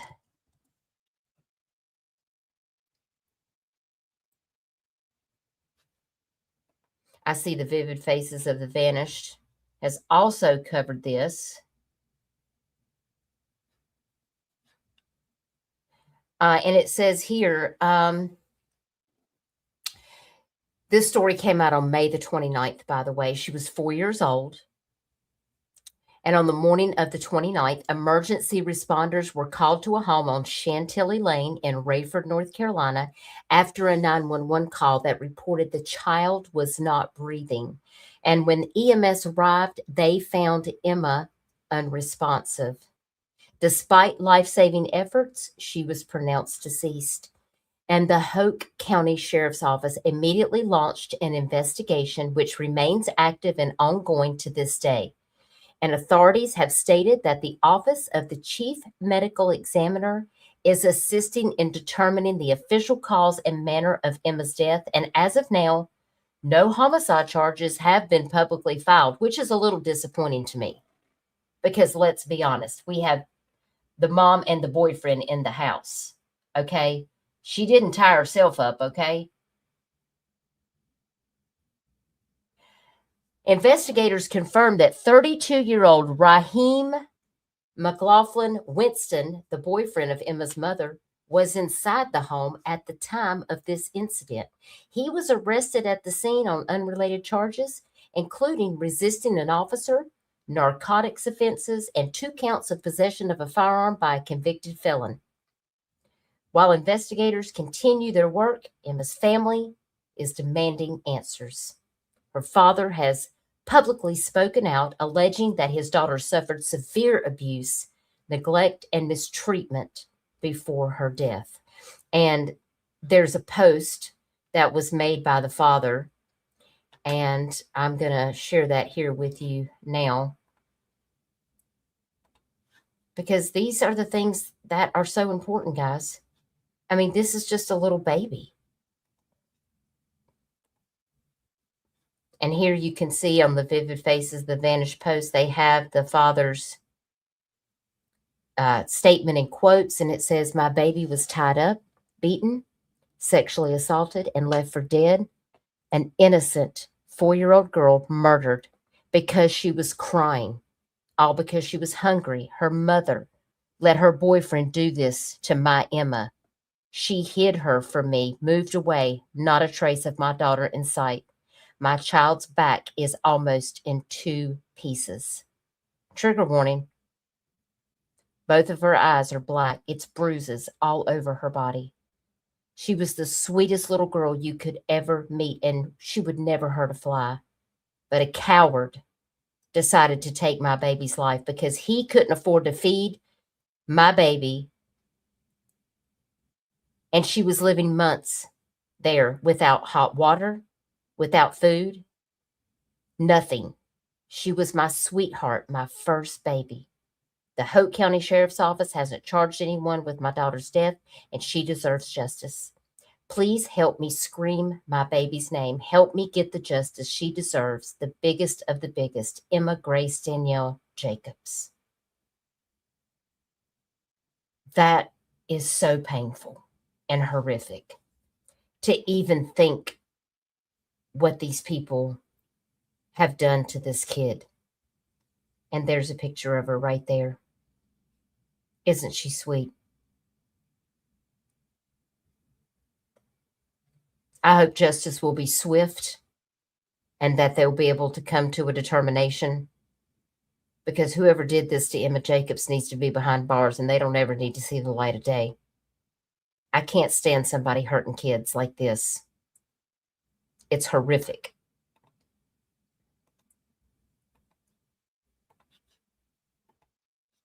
So I do hope that there is justice for Emma Jacobs. It's a horrible, horrible crime. And so many of our children are being mistreated by their parents' spouses. It's truly, truly a sad situation. So, trying to see if we've missed any updates. I've kept you guys here for almost 2 hours. I'll probably be live in a couple more days because I do have some more updates and things that I do want to share with you. But please do check in on my Facebook if you want to see the latest updates. And please make sure to check my YouTube community wall out, where you can find all the latest missing flyers in the Carolinas, and the latest cases that I've posted about. Anything that you want to get caught up on that's happening out here in the Carolinas, you can catch it on my podcast over there on the post. And of course, when we're here live to talk about those things. So I just appreciate you guys taking a little bit of time to join me tonight. And of course, I don't have any makeup on, but I know some of y'all said you like to see my face. So here it is in all of its glory. My face with my gray hair and all. So I hope y'all have an amazing Friday. I'm going to log off here and go finish some laundry and take care of some things that I need to do. My throat's getting dry. It's time for me to get some water and go take the dog out for a walk, do the things I need to do before bed.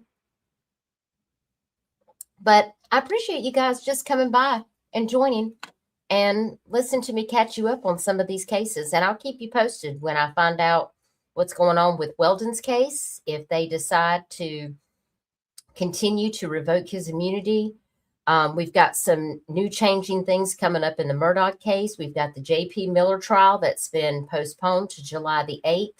So we have lots of things that are going to be coming up that we'll be talking about.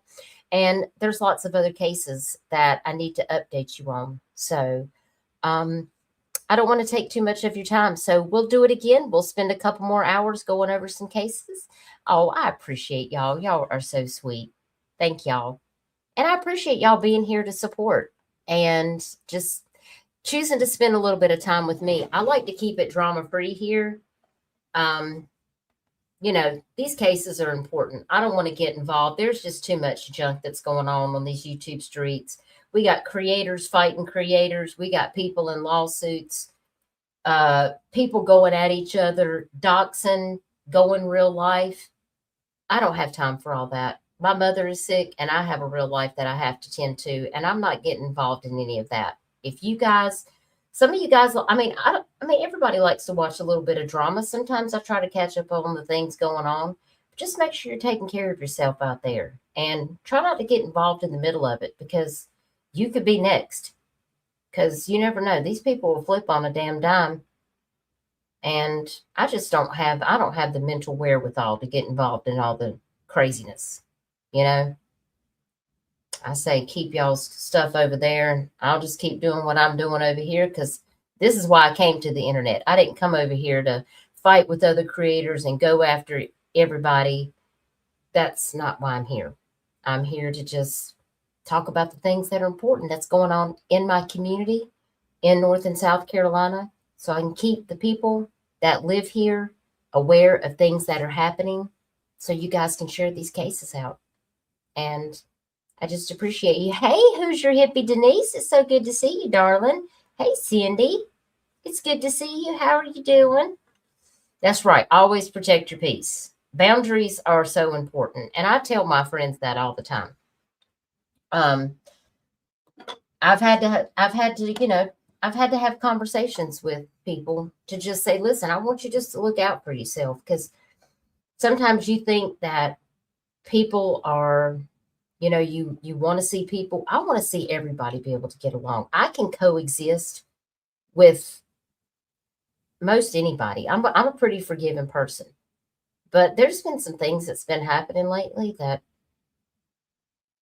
I just can't even wrap my head around. And I'm grown. I ain't got time for all of this craziness that's going on. There's too much real life stuff going on. When we're involved in the drama, people forget about these cases. People forget about the real crimes, the corruption, the people that are missing. That's what I came here for. And, watching drama every now and then, I can understand, but honestly, it's really exhausting at this point. And I just prefer to keep it on the straight and narrow and do what I'm doing and then go take care of my real life. And I appreciate you guys just for understanding that and being supportive. And once again, I want to thank all of the members that showed off their milestones tonight. We have Shauna and Elizabeth, Zena, and Zena gifted a membership. Thank you, Zena, for doing that. And we have the 5 Canes, and we also have Jaded and Michelle. Michelle, we're still praying for Jack. And then we got Elizabeth. I gave 5 memberships out. And you know what, guys? I almost forgot. I still have some memberships to give out. Should I save them until next time, or do you want me to give them out now? Because I can do either way.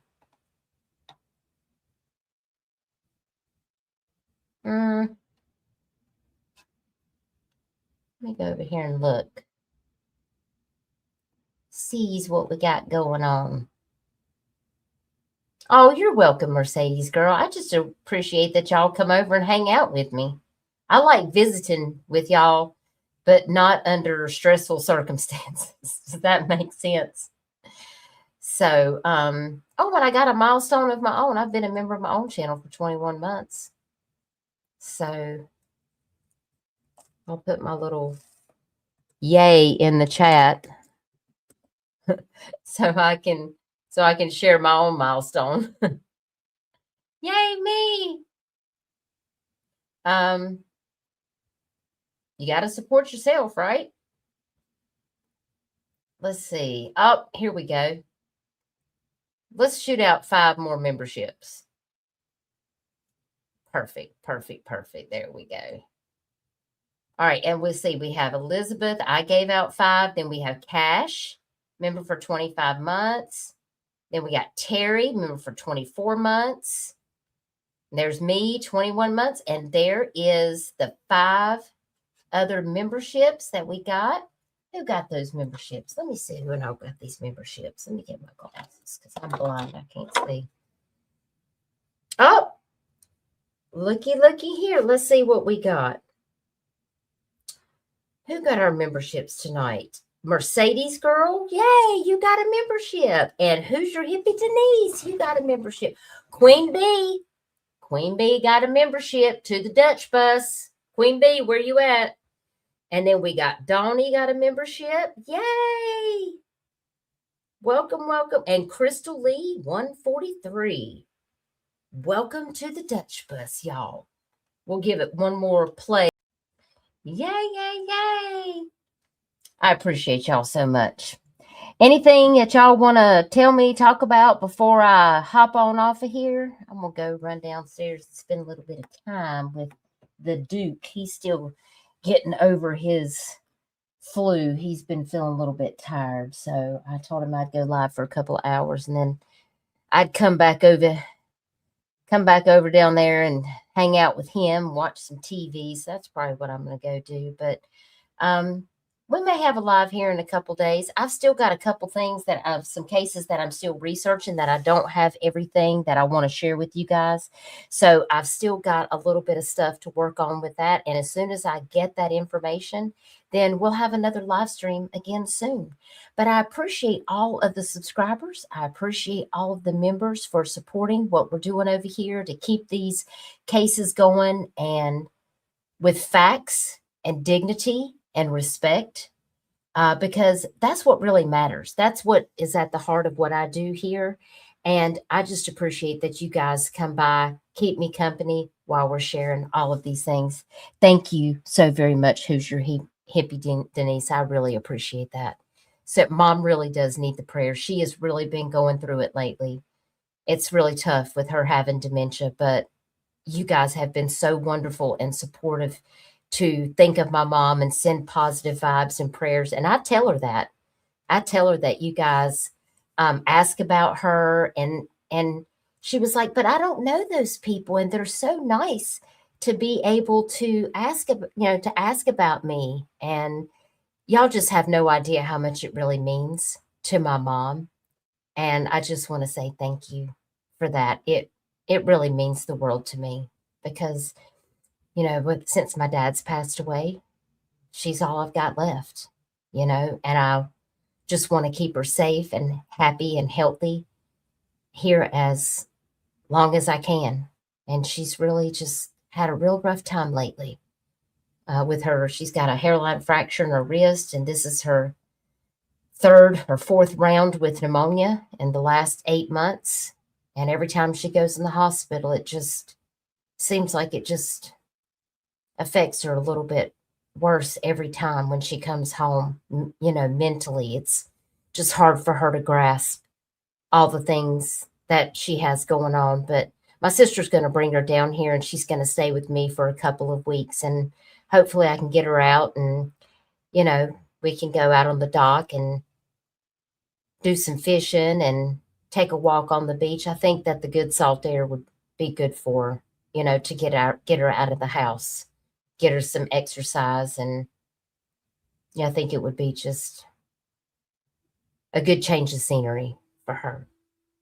So, listen, I want you guys to take care of yourself out there.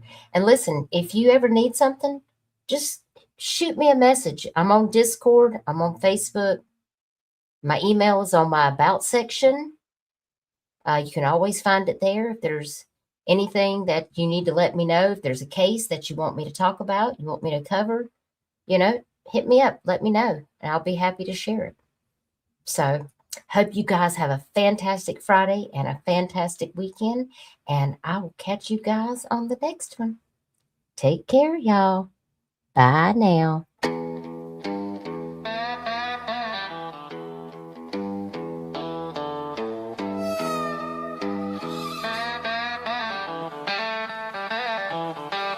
From the Appalachian pine to the Atlantic Sea, you showed up for the truth, and that means a lot to me.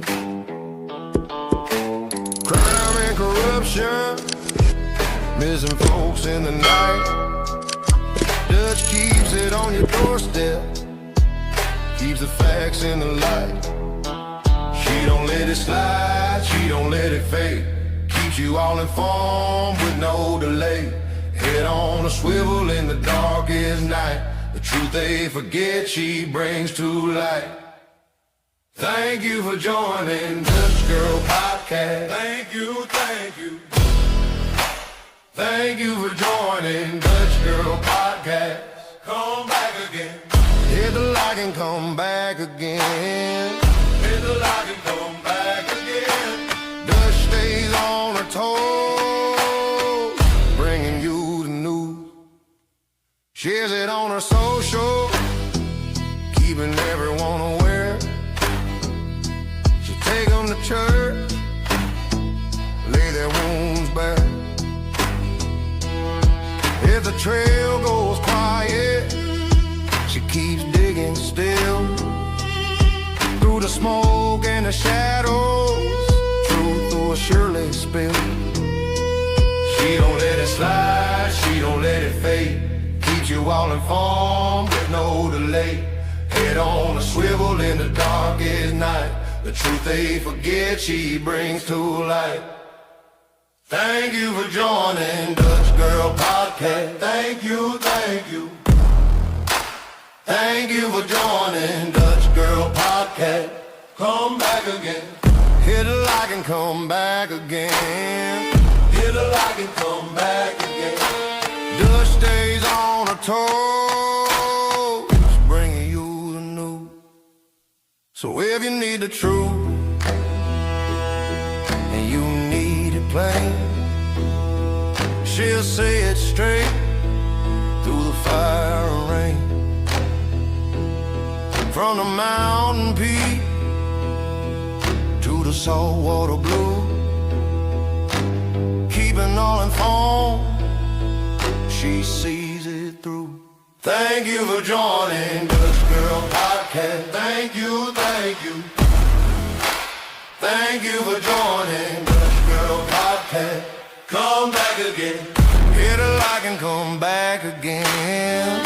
Hit the like and come back again. Dutch stays on her toes, bringing you the news. Hype this live. Share it out. If you see something, say something. Dutchie out!